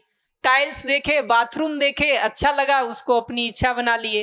एक सोर्स यहां से चलता रहता है हमारी इच्छा का। ये देख पाते हैं कि कई सारी चीजें जो हमको दूसरे की देखने में अच्छी लगती है, सुनने में अच्छी लगती है, छूने में अच्छी लगती है, वो हमारा सोर्स बन जाता है, वो हमारी इच्छा बन जाती है। इच्छा का एक दूसरा ढंग होता है जो करने से होता है तो लोग उसमें लग जाते हैं। ये मान्यता चल रही है कि दूसरों से बेहतर पैसा होना चाहिए तो उसमें लग जाते हैं। कल इसको हम विस्तार करेंगे, लेकिन अभी के लिए इतना ही कह रहा हूं कि चाहे संवेदना से निर्णय लें, चाहे मान्यता से निर्णय लें, सही होने की गारंटी नहीं है, वो गलत भी हो सकता है। हर चीज जो अच्छी लगती हो जरूरी नहीं है कि अच्छी हो। हर मान्यता जो समाज में प्रचलन में चल रहा है जरूरी नहीं है कि सही हो। तो गलती की संभावना यहां बनी रह जाती है। ये संभावना गलती की खत्म तभी हो सकती है जब मान्यता से जो कुछ आया है उसको भी, संवेदना से जो कुछ आया है उसको भी, लोगों ने, समाज ने जो कहा है वो सब को हम अपने अधिकार पर जांच परख करके देखें कि वो ठीक है कि नहीं है। और जांच के 2 पैरामीटर हमने बात किए थे। पहला ये कि वो हमको सहज रूप में स्वीकार होता है कि नहीं। दूसरा ये कि उससे मेरा सुख और दूसरे का सुख, मेरी समृद्धि दूसरे की समृद्धि होती है कि नहीं। पिछले सेशन में कोई पूछ रहे थे ये बात कि चोर को तो चोरी करना ही स्वीकार होता है। अगर ये भ्रम भी हो रहा हो तो ये दूसरा टेस्ट अप्लाई कर ले, ठीक है, कि उससे उसका सुख और जिसके घर में चोरी कर रहा है ये दोनों का सुख होता है कि नहीं होता है। हो जाता हो तो बात सही है, नहीं होता हो तो ठीक नहीं है। ये दोनों टेस्ट पर इसीलिए बात कर रहे हैं कि पहले में अगर कहीं कंफ्यूजन हो जाए दूसरा काम आ जाएगा, काम आ जाएगा। तो ये 2 टेस्ट के बेसिस पर वेरीफाई करके देखते रहें। तो अगर लोगों ने ये कहा है कि दूसरों की तुलना में नंबर 1 होने से ही जिंदगी सफल होगी, वेरीफाई करके देख लें कि दूसरों की तुलना में जब हम आगे बढ़ने जाते हैं तो हर आदमी संबंधी के रूप में दिखता है कि विरोधी के रूप में। ये देखना शुरू कर दें, दिखाई देने लगेंगे। ये दिखना शुरू करें कि तुलना में इस तरह से हम दौड़ शुरू करते हैं तो एक दूसरे के सुख में हम सहयोगी होते हैं कि बाधा पहुंचाने लगते हैं। दिखना शुरू हो जाएगा उत्तर क्या है। तो जो भी आ रहा है संवेदना से, मैं उसको गलत नहीं कह रहा हूं, मैं इतना ही कह रहा हूं कि वो सही भी हो सकता है, गलत भी हो सकता है। जो भी आ रहा है परिवार की, समाज की मान्यता से, उसके लिए मैं इतना ही कह रहा हूं कि वो सही भी हो सकता है, गलत भी हो सकता है, दोनों संभावना है। तो क्या किया जाए, उसको एक प्रपोजल के रूप में लिया जाए। Do not assume it to be true और फॉल्स, न सही माने न गलत माने, वेरीफाई करने का काम किया जाए। आराम से इस पर सोचिए। आज के लिए हम ब्रेक करते हैं। 10 मिनट आपका कहा था मैंने, 9:30 मिनट मेरा हो गया है, तो मैं उस बात को पूरा करता हूं। इस पर सोचा जाए। कल इस पर जो भी और प्रश्न होंगे हम उसको रिस्पॉन्ड करके कल के दिन में 2 टॉपिक पर बात करना चाह रहे हैं। एक तो प्रोस्पेरिटी और समृद्धि पर थोड़ा डिटेल करेंगे, दूसरा जो संबंध के मुद्दे हैं, और जब मैं रिलेशनशिप कह रहा हूं तो सामान्य संबंध की बात कह रहा हूं। संबंध में अलग अलग जगहों पर जो समस्याएं होती हैं, थोड़ा उसको पहचानने पर बात करेंगे, कैसे वो ठीक हो सकती हैं उसको डिटेल करना शुरू करेंगे, और कल से परसों तक में संबंध से जुड़े हुए सारे मुद्दों को हम पूरा कर लेंगे।